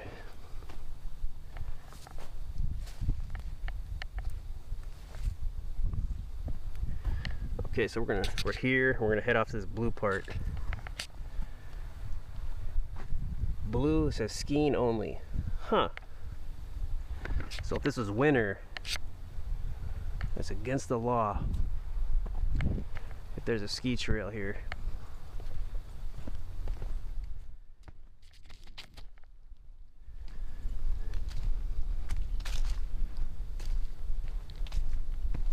That wind is really picking up right here.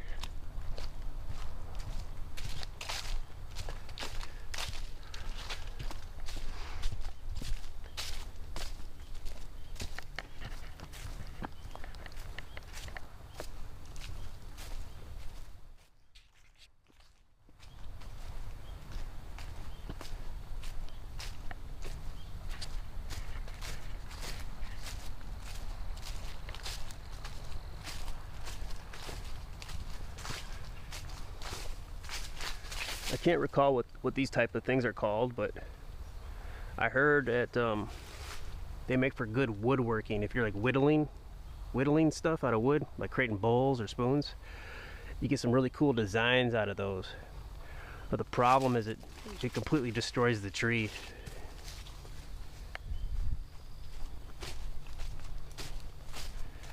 I'm not sure if all that is accurate, but I just remember learning about that a couple years ago.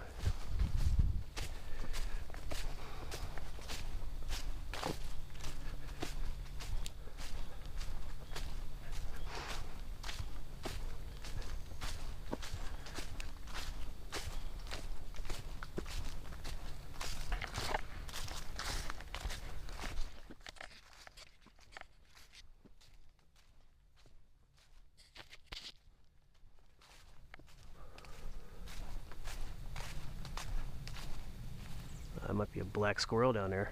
Nice. There's some birds in here.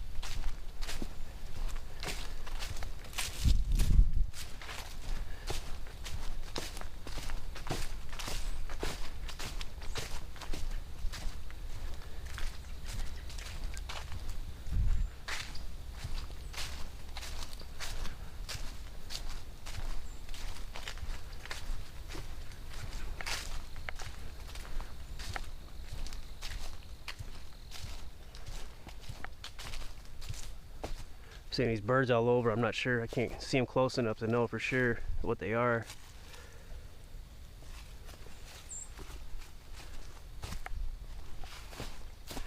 Yeah, I just had an idea. We'll go up here, this loop, then we'll come all the way down to here, then we'll work our way back.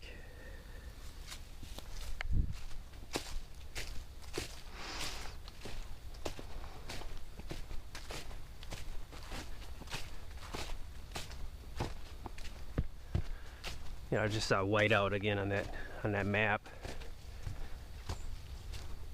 These state parks, you just get new maps, guys, please. I mean, there's no way you can't afford it. As cramped as those campgrounds are.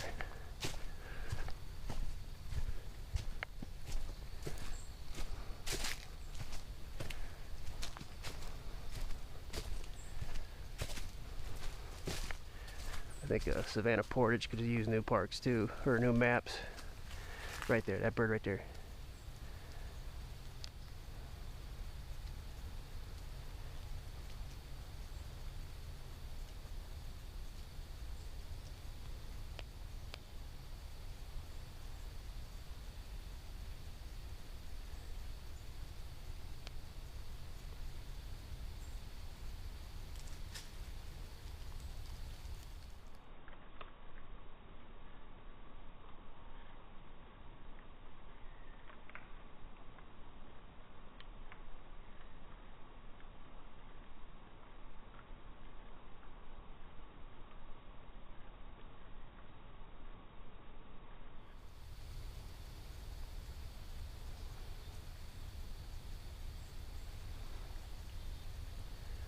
Oh, it said perching birds.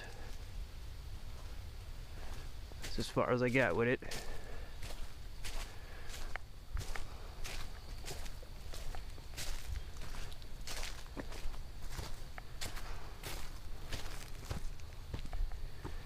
Okay. Oh, so this part's not even on the map. That blue part, it's not even on the, oh, because I'm using the, there's a winter map. Nope, there isn't. That's weird. See, the map doesn't align with the current map here. It's alright. It's alright, we're going to continue on what I said before with this trail straight ahead. And work our way back.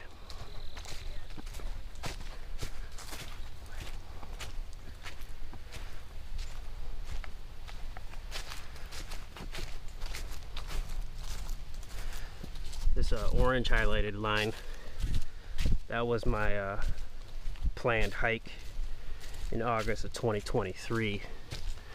Different spots that I went. You see the different overlooks I checked out.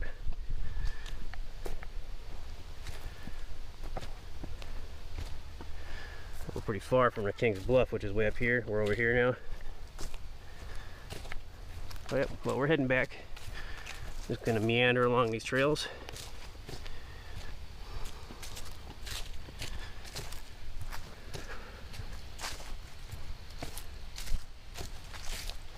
And I do know I got dirty nails. I don't like that either. I hate that, but based on my job and the stuff I do out here camping, and I can't clip them too short because I kind of need the nail. So, and I'm not going to just sit and clean them every 12 hours. I don't care.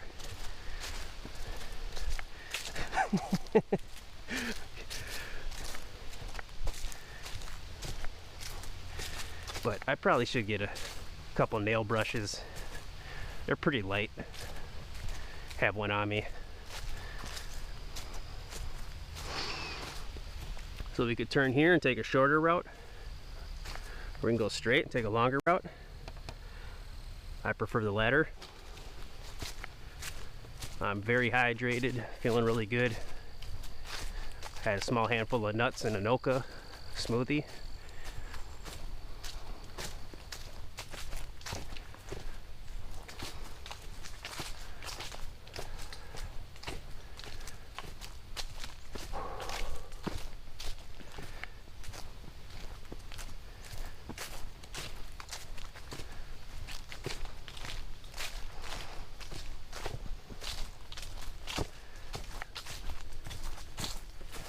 Okay.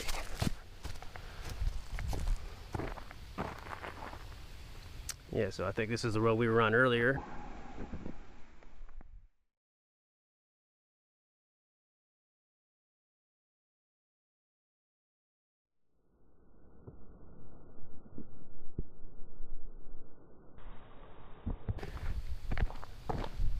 We were heading into the park, the King's Bluff trailhead.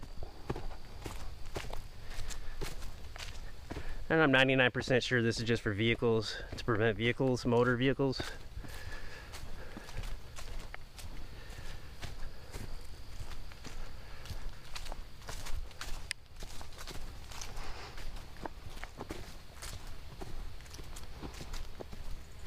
So yeah, so around this park, sometimes it'll say Dakota, sometimes it'll say Winona.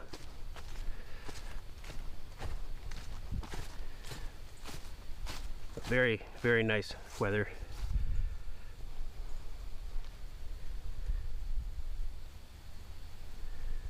I'm not sure why there's a decision point here.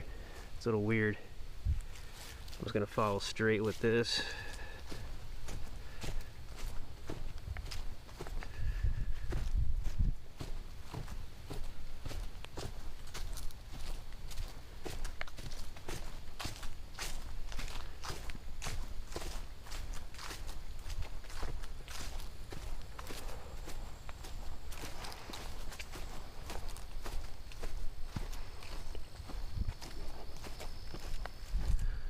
Yeah, it looks like it just comes around here anyways. You never really know because we can't see. It probably just does that, comes around.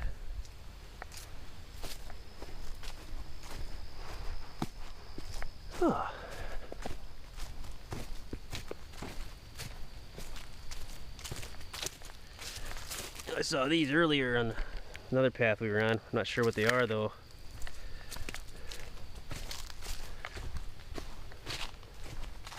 I kind of like not knowing what some things are. Although being ignorant is fairly dangerous, and not being knowledgeable is very dangerous.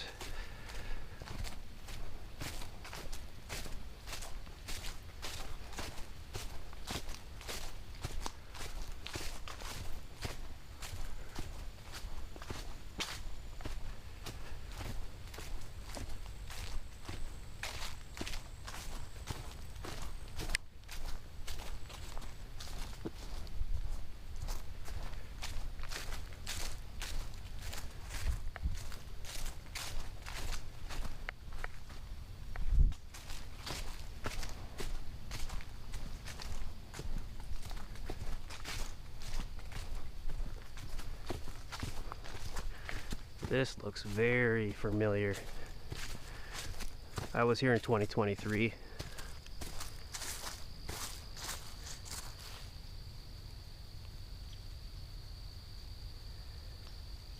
Looks like I was. Maybe not. It might just look similar to this further down. I don't know.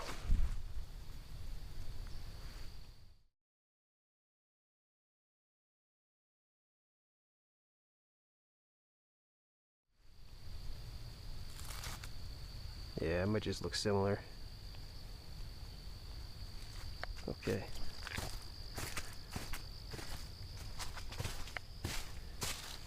Yeah, so I'm probably thinking of this spot over here, further down that way. It looks similar.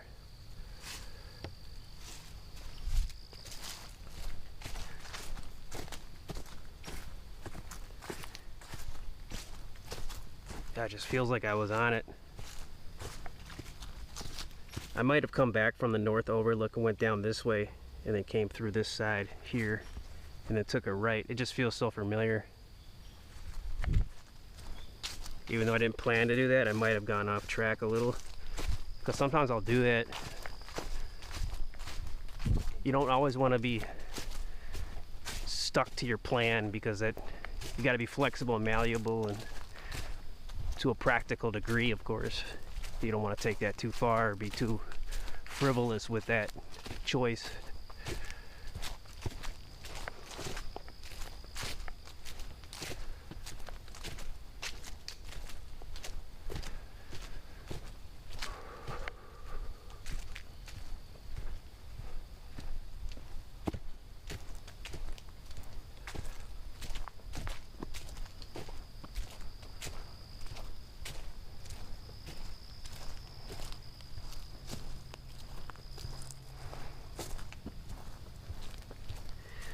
Yeah, so it looks like we're within a mile from wrapping it up here.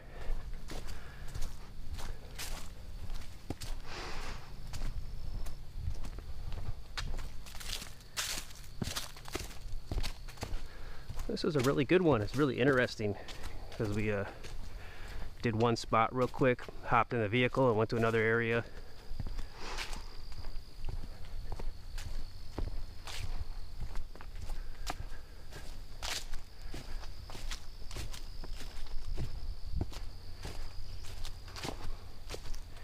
And for what it's worth, last night my camp here was pretty brutal, because there were some people in the campground that were running their mouths until 2:30 in the morning, slamming doors, banging stuff around, getting into arguments, and then kissing and making up and joking and laughing, and they were ridiculously loud in such a crammed campground.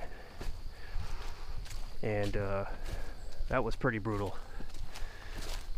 So out of almost 130 camp trips, those degenerates made the top 5 most annoying nitwits I had to suffer next to while camping. They might be in the top 3 actually. Not quite sure, but pretty bad. But when I was here in August of 2023 at Site 29, that was a different story. I didn't have a bunch of degenerates surrounding me. So it was far more peaceful. So, but does seem to be a very popular park, popular campground. And there's really no private campsites there.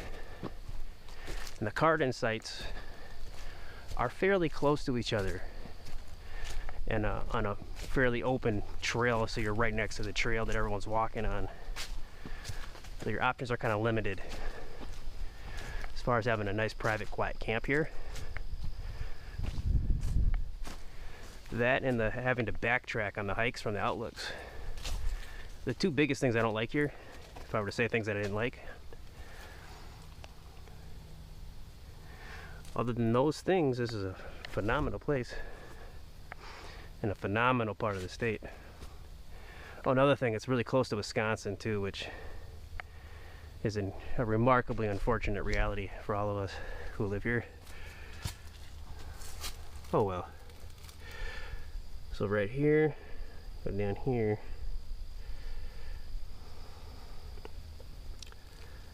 You know what? I'm gonna keep going. I'm gonna go down to this loop here, wrap around here. There's that bee that was looking at me earlier at my campsite.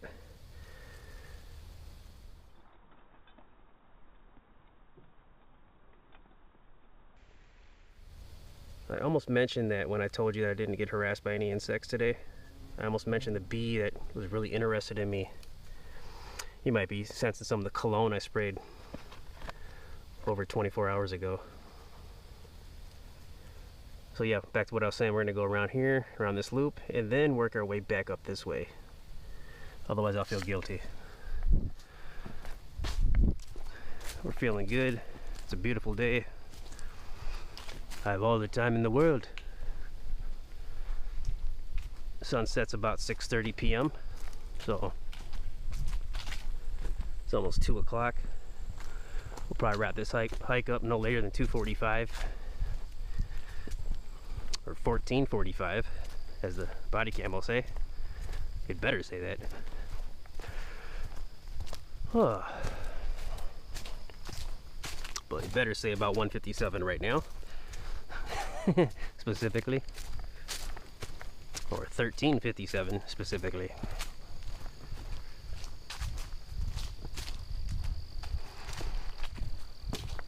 And these body cams, they do have their downfall, specifically with the audio, and there's a lot of internal noise inside the mechanism. There's stuff in it that rattles and moves. I don't understand why. And the clipboard is metal, so it gets creaky and you gotta oil it, and it's just real noisy. But the battery lasts. It probably definitely lasts longer than the GoPros would. And you get the GPS. That's my favorite part. The time in the GPS, I just love it. I love it. I love it. I like how this one's nice and high. You can point at it. Almost give a presentation right here.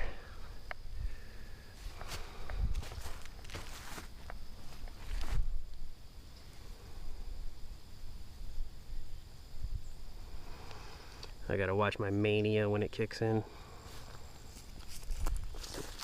Yeah, this way. Okay. There is a little arrow on the blue dot that represents where we are. Where if you move, the arrow points to the direction you're facing, similar to like a compass would. It moves like that, but it's just hard to see on the camera. And I don't know how to make it bigger. I kind of wish the icon was just a triangle that just always pointed. That way you'd see the triangle pointing.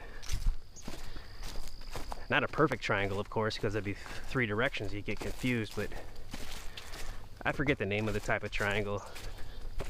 Where it's more pointed on one end and it's a wide bottom. If you know what that's called, good for you.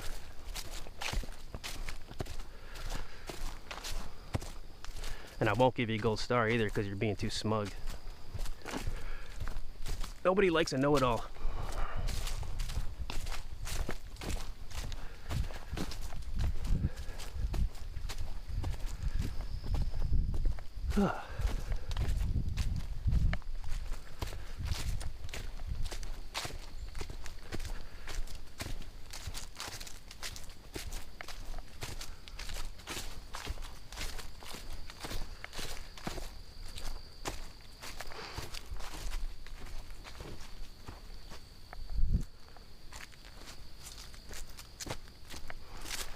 Might have a little culvert in here, maybe.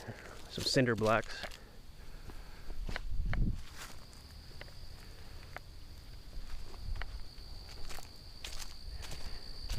You know, right now I'm editing my scout for the Button Box Lake campground at George Washington State Forest. I'm about 20% done with that. I should be able to wrap that up tonight or tomorrow, and I'll publish that the Monday to come, about 2 days away. And after that, the Interstate State Park hike, I believe, is next for editing, or a group camp there as well, scout. So, but that part right there kind of reminded me of a part at Interstate State Park, before I forget what I was talking about.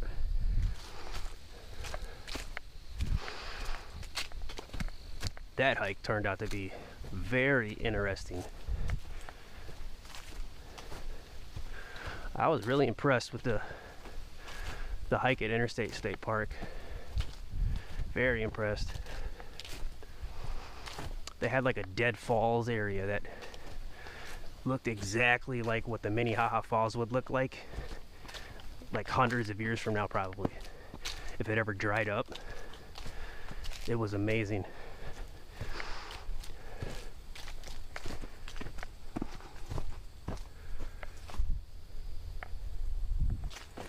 And the route that I chose to hike there, what ran around the whole park, was it just happened to be the right direction, so that I ended up going down all of the stairs that were on the Sandstone Trail area. There's a lot of stairs there.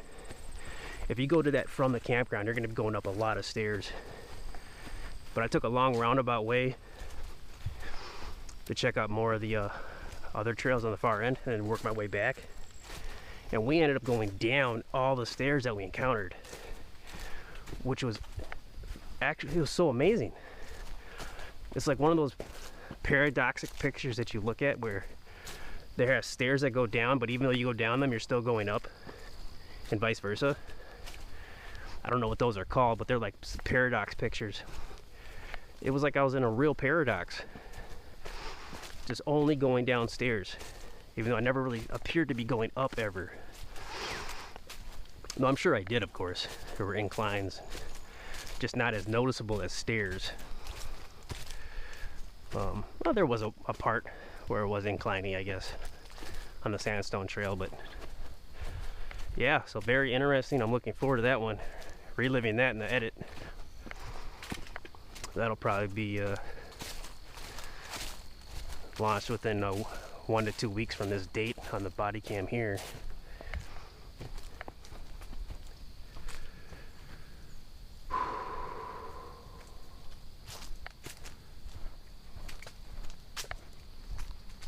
Probably a mosquito waving.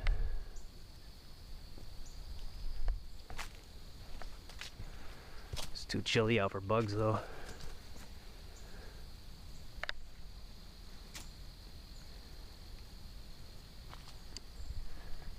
There was more of those I showed you a second ago. I held in my hand, didn't know what it was.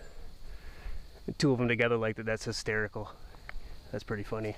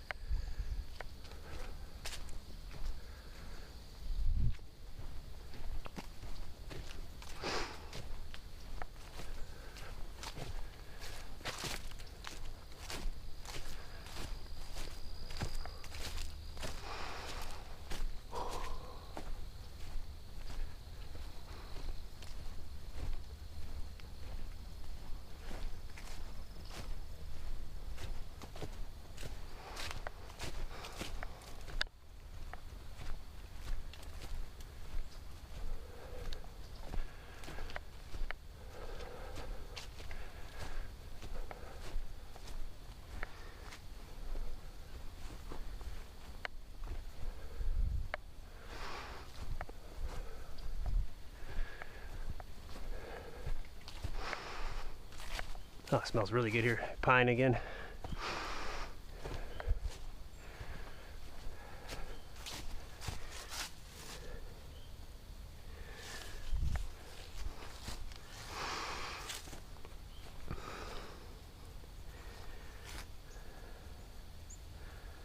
So this will take us right back up to the parking lot, which is over there. We're gonna check out this loop first. See what all the hype's about. You know, at Frontenac State Park, there is a, I believe it's called the Pine Loop.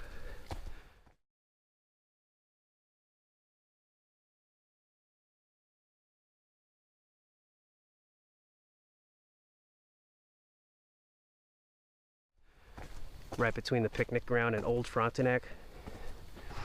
And there's a dedication there to some guy there who used to love it there and used to plant tree seeds there or something. This kind of reminds me of that, as far as it being a loop and having pine trees.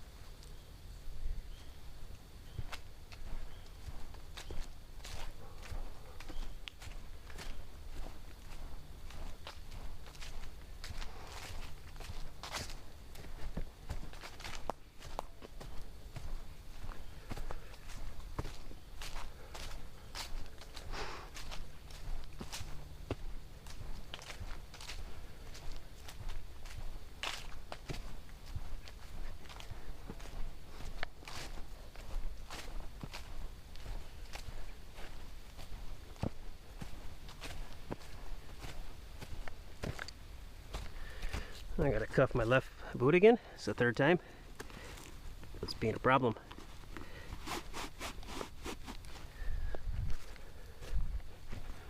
This might be my last camp where I use khakis. I'm gonna go back to the black for the winter season. Also, here's my boots. I did some seam sealing on them. I got them new and then did seam sealing on them to make them last longer, increase their durability. And several hikes in now, they're aging pretty good, they're feeling pretty good. One of the first hikes I did was actually a rainy one at Forestville Mystery Cave State Park. They held up phenomenally.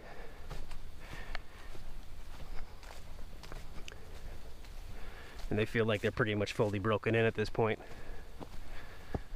Probably the easiest pair of boots I've ever broken in. It's probably because of my knowledge, not to boast too much, but just more aware of how to do it properly. Just kind of warming around the house as slippers, essentially. Real lightweight, walking around. You never just want to put on some boots and just go out hiking.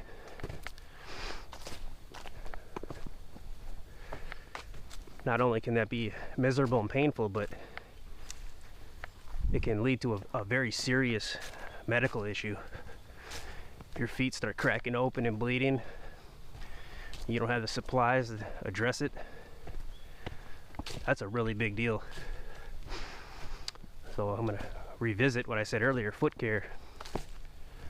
Knowledge of foot care, footwear, foot care. It's crucial if you like doing a lot of hiking, do a lot of walking in general. It's essential that you know about that and you work to iteratively improve your knowledge and your abilities surrounding it until you get to a point where you can walk for miles and miles in the footwear you always wear, and you very rarely encounter blisters or have any problems. But if you're having blisters and problems within less than an hour, I'd say you need to address your foot care knowledge. I probably will do some videos on that in the future. I've talked about that before, but you know, there's a right place and a right time, and I got a backlog right now.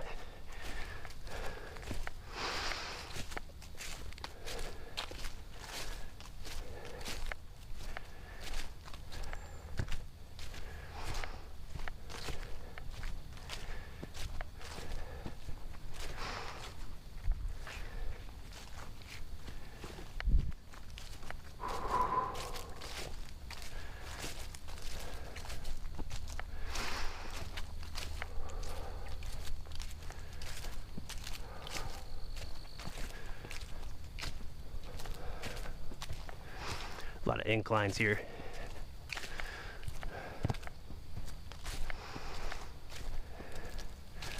I do got a total of maybe 15 years as a smoker collectively, so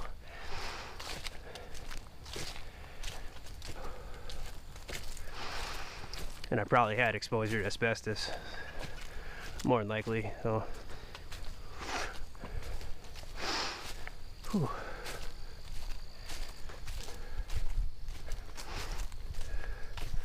I'm not going to look into that. I'm just going to pray to God, because everybody says praying works. Whenever something bad happens in life, people say, pray. So, even though bad stuff keeps happening, people say keep praying. People say keep doing it. It works, I guess. So I'll just pray about that. Have faith in what they say and pray.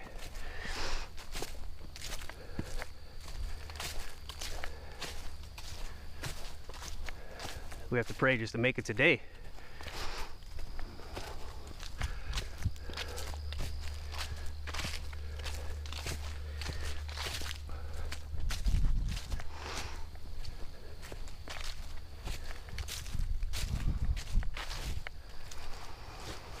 Whew.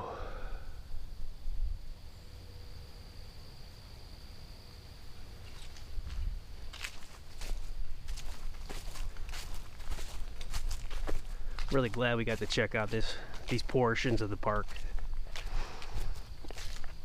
I've been to, man, maybe 80 to 90% of this park now. I didn't expect that to happen this year. So I can kind of put this park to the side for a while, I think, and just hopefully it'll age very well, very kindly. Nothing bad will happen to it. I'll come back a few years, we'll see. I might do a card insight when I come back. But, oh yeah, and the card insights there, they kind of remind me of the Glendalough State Park card insights, the way they're kind of laid out and what it looks like as far as the woodland. Very similar type of layout. No, Glendalough has a lot more, of course, but very similar in how it's laid out. There's a vault toilet right in between the sites, in addition to right where the parking is. But I'm thinking site 4 would probably be the one I'd go with. That happened to be the smallest one, it looked like. But you'd probably get the less foot traffic there. Only people going to check out the Overlook, the Kearns Valley Overlook. But all the other sites you'd get, if there were any other people in the other garden sites with numbers higher up than yours, you were gonna have them walking past you twice to use the restrooms or the vault toilets and to cart in their gear. But with site 4, you're only gonna have the traffic of anyone going to check out the Kearns Valley Overlook specifically. So for me, that'd be the best option. And now that I talked about it in that way, I'm kind of looking forward to doing it now. So that might be next year. We'll see. We'll see.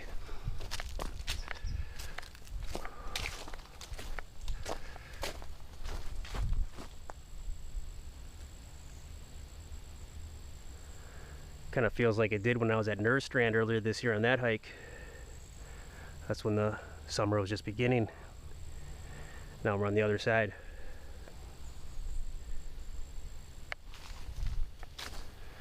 That's probably one of the most phenomenal summers I've had in my life. Well, in my adult life.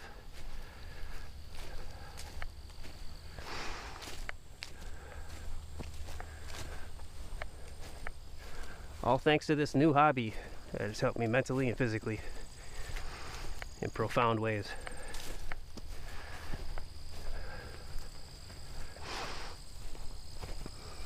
I was actually kind of on the verge of suicide in January of 2022. It's pretty it's getting pretty crazy. But after then, it just, and Italo disco music, which is very funny to say, played a huge role in giving me strength and motivation. That and a lot of goth music, but mainly Italo disco kept the life in me. And then April of 2022 is when I began my first camp, and I'm at almost 130 camps now. It's kind of nice to be able to document it and share it and talk about it, and it's a form of catharsis and counseling without having to get ripped off by some schlub who's half my age, who paid too much for an indoctrination so they could rip me off for that money and take it back so they could pay off a student loan they paid too much for because they got hustled, just as they are hustling others. Amen. All right, we're going to tone down the rhetoric. We are at the end of our hike.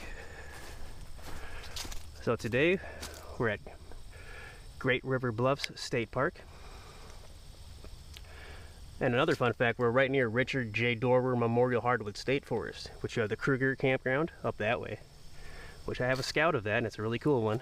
It's my first state forest scout. You should check that out.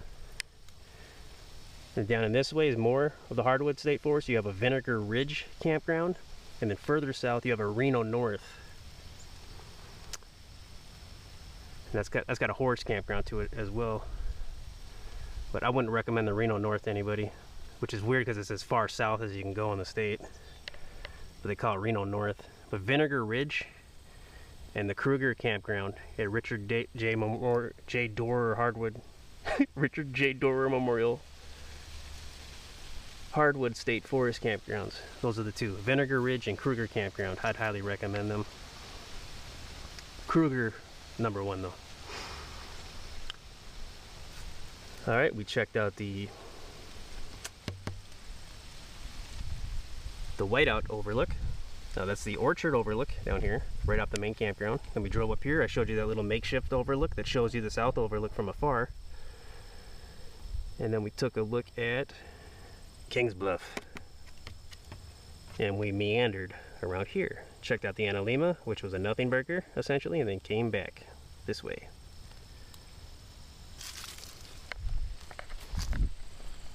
So this is in Winona, Minnesota, near Dakota, Minnesota.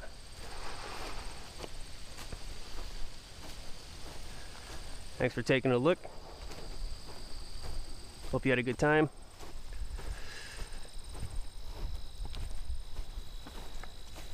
Take care.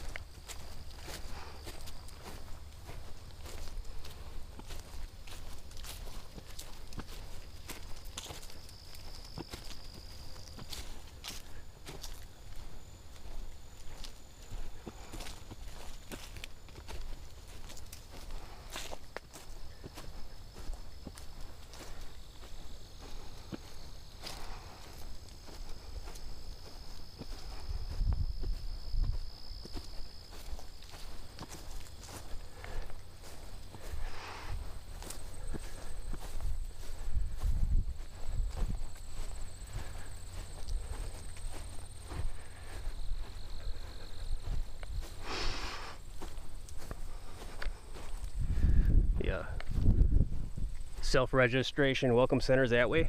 That's kind of where you come in. Drive this way. It's the parking area for the King's Bluff Overlook. Right over there. And then the campground around that way.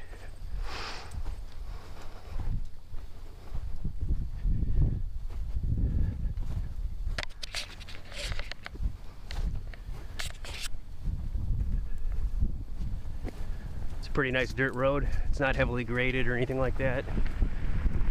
There's not an annoying bump every 50 feet. some state parks, they have like a tarred, like a blacktop road, but there's like an annoying bump every 50 feet or so. It's really annoying.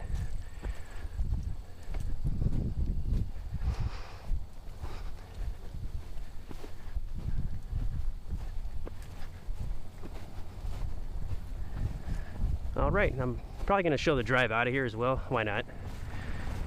I think we're gonna, after you leave this state park, you pop on the Apple Blossom Scenic Highway or Byway. But that's not long. I think we're gonna get on 90 and then head to 52, something like that. Head back north to the cities or the shitties. All right, take care.